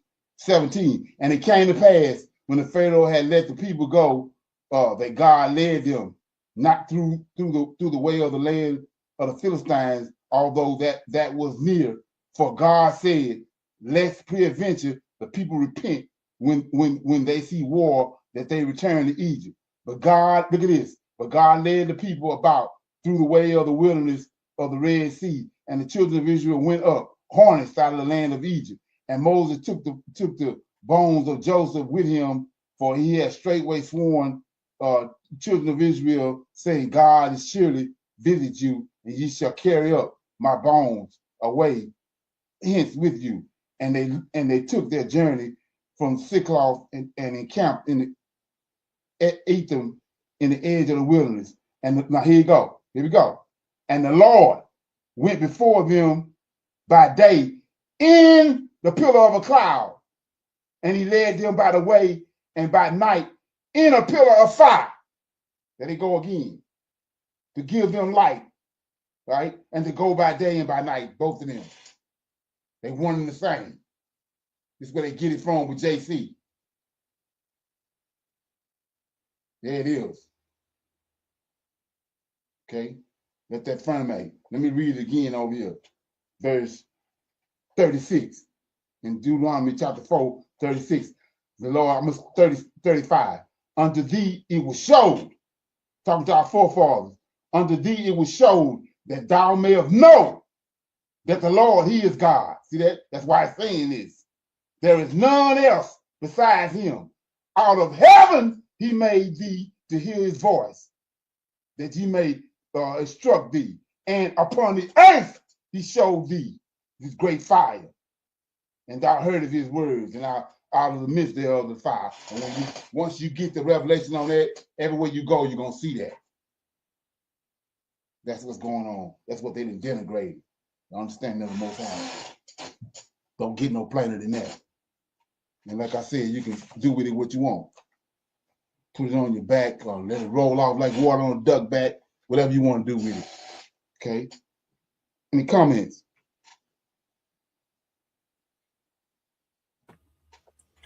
Shalom, brother Leonard. You made it pretty clear with all those precepts.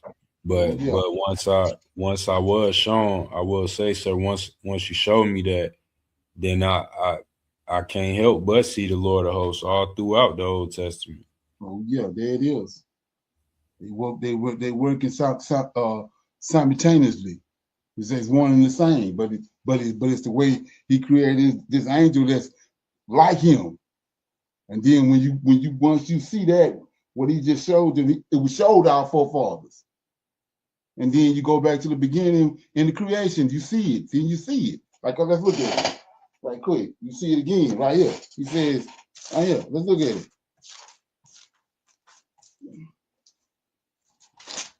Chapter 1, Genesis 1. Genesis chapter 1, verse 1. In the beginning, God, Yahweh, created the heavens and the earth, and the earth was without form and void. Darkness was upon the face of the deep, and the Spirit of God, this is the angel of God. Angel of God moved upon the waters. They go both of them again. They working simultaneously. So when you go to 44 and 6, he tell you, I'm the king and my redeemer, the Lord of hosts. I'm the first and the last. That's both of them. That's how you got to rightly divide that. And that's what these nut buckets have done to us. And then you see it all through the scriptures. And they done discombobulated over there when they brought JC on the scene.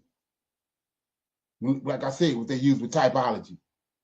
Talking about he got the Father name in him. When he just told you who got his name in him. He told us that in Exodus 23 and 20. This angel got his name in him. From the very beginning.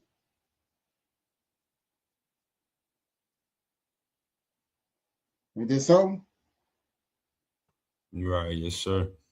It's all over. Once you get the revelation on chapter, what I just read in Deuteronomy 4 and 36 and 26, you come on, man. There it is. He said, I showed you. You saw it. When you saw it, you saw when you heard my voice from heaven, but you saw the fire that's down on earth. The fire is the Lord of hosts. And that's why they live. They heard his voice and live. Because they heard Yahweh's voice But Michael was the one on earth. Come on.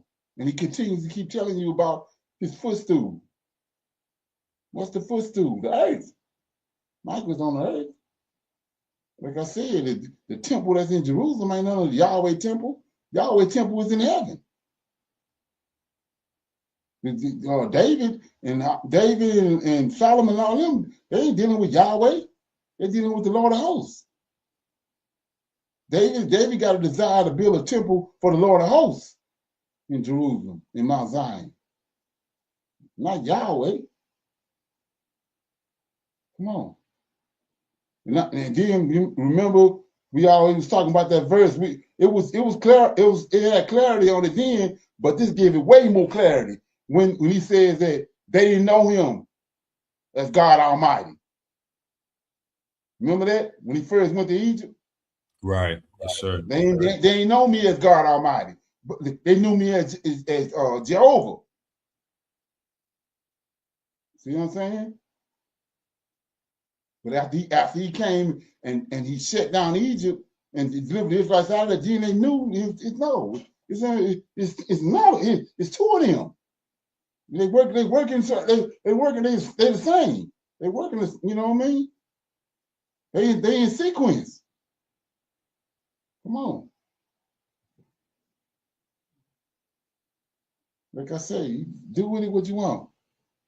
We see that he said in the last days, we're gonna find out who he is. In the latter days, he's gonna bring it out, and then you're gonna consider it. The Israelite, the Hebrew, he's gonna consider it. Okay? Is there something? Right. And Brother Leonard, real quick, the name Michael. Yeah. Just how does that tie into his purpose? His name means he was like Yahweh. He's like Yahweh. There's no other angel like him.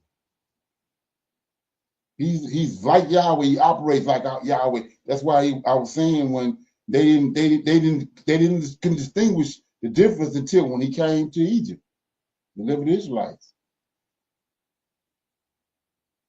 And then he, like I just read, he said, when I came to Egypt and I delivered you out of Egypt, you became my inheritance. And Yahweh can't come down here. He's a consuming fire. He's gonna burn you up. You can't deal with you. So in the very beginning, before we did anything, he created him. That's who dealing with his creation. And you say, well, what are you talking about? That's why Mordecai, he could have made Mordecai the king, but he made Mordecai second in charge because that's where he ruling from. Joseph, he could have made Joseph the Pharaoh, but he made Joseph second in charge. And you see that all through the scriptures in the Old Testament. He's making them second in charge because that's where he ruling from. He got a counselor.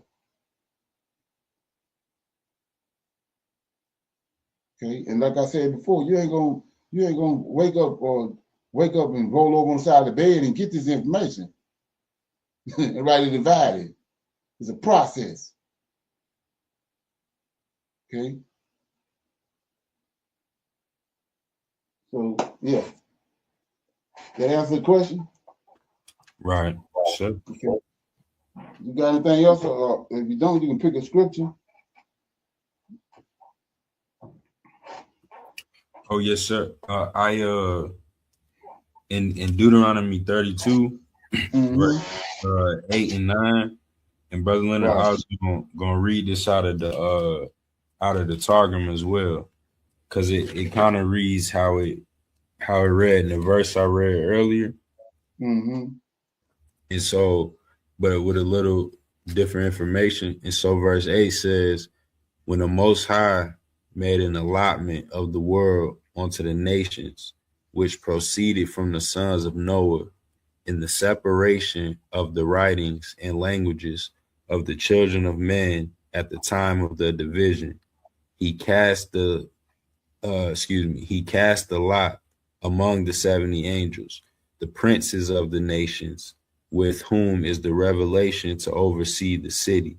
Even at that time, he established the limits of the nations according to the sum of the number of the 70 souls of Israel who went down into Mizraim. And when the holy people fell to the lot of the Lord of all the world, Michael opened his lips and said, let the good portion of the name of the Lord's word be with him. And Gabriel, yes, sir, and Gabriel opened his lips with thanksgivings and said, let the house of Jacob be the lot of his inheritance. In Shalom, that was Deuteronomy 32, verses 8 and 9 in the Targum of Jonathan. Exactly, right. So you can see, like I said before, they didn't alter everything, but now we in the last days, everything is being, the Lord of hosts is bringing everything to the right knowledge. Okay, let me read this right quick. This is about the covenant. They big on this JC, the blood of the covenant, right? Let me read this right quick. And then we'll go. Matter of fact, this will be the scripture right here that I'm gonna read for picking the scripture. I'm in Exodus. Okay, chapter 24. Exodus 24. And I'm reading 4 and 8. This got to do with the blood of the covenant. This is 24, 4 through 8. Okay, 24, 4 through 8 says, and Moses, I'm gonna start at 1. And he said unto Moses, this is the Lord of hosts talking to Moses. He said unto Moses, come up unto the Lord, thou and Aaron, Nabahu, Abijah, the 70 elders in Israel, and worship ye afar off. And Moses alone shall come near to the Lord, but thou shalt not come nigh, neither shall the people go up with him. And Moses came and told the people, check it out. Moses came and told the people all the words of the Lord and all the judgments. And all the people answered with one voice. The people answered with one voice and said, all the words which the Lord has said we will do. So go back to Exodus 23 and 20. It's an angel. It's dealing with an angel. Okay, let me get it. That was 4. 5. Let me see. 4. And Moses wrote all the words of the Lord and rose up early in the morning and built an altar. Check it out. And built an altar under the hill. And 12 pillars according to the 12 tribes of Israel. Now here we go. And he sent young men, check it out. And he sent young men of the children of Israel, which offer burnt offerings and sacrifice peace offerings of oxen unto the Lord. Now 6. And Moses took half of the blood. Here go the blood. And Moses took half of the blood, put it in basins, and half of the blood he sprinkled on the people. Now here you go, 7. And he took the book of the covenant, this is the law, and he read in the audience of the people, and they said, all that the Lord has said we will do and be obedient. And Moses took the blood. You got the blood right here. Moses took the blood and sprinkled it on the people, and he said, behold, the blood of the covenant. Come on. So what the hell is that in the New Testament? See that? And Moses took the blood and sprinkled it on the people, and he said, behold, the blood of the covenant which the Lord have made with you are concerning these words. They got the blood of the covenant right there. But like I said before, because of what's been done to us, we read over this until the Most High gets somebody to shine a light on it. They got the blood of the covenant right there. So let me make it a little more plain. So if you thinking like a Hebrew, when the Lord of hosts called the 70 elders up there, right? And then it says in 3, Moses came and told the people all the words with the Lord of the Lord and all the judgments. And all the people answered and said with one voice, said, all the words which the Lord have said, we would do. Then Moses wrote all the words of the Lord, and he rose up early in the morning, and he built an altar. So if he built an altar, then he got to make some sacrifices. If he makes some sacrifices, some of it belong to them. They got to eat it. Okay? Look at this. Moses wrote all the words of the Lord, and he rose up early in the morning, built an altar under the hill, 12 pillars according to the 12 tribes of Israel. And he sent young men. See that? He sent young men of the children of Israel, which offered burnt offerings and sacrifice offerings and peace offerings of oxen unto the Lord. So we know part of it belonged to the people, to the Israelites. I mean, yeah, to the Israelites. So he says, Moses took offered this, okay, 6. Moses took half of the blood, put it in a basin, and half of the blood he sprinkled on the altar. Okay, so like I said, part of it for them. They got to eat it. These 70 elders. You're gonna see that in a minute. 8. And Moses took the blood, sprinkled on the people, and said, behold, the blood of the covenant which the Lord have made with you concerning these words.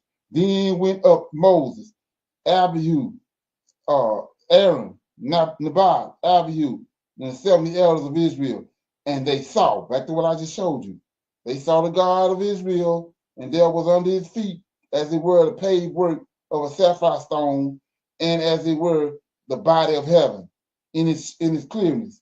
And upon the nobles and upon the children of Israel, he laid not his hand. Also, they saw God, and did eat. There you go.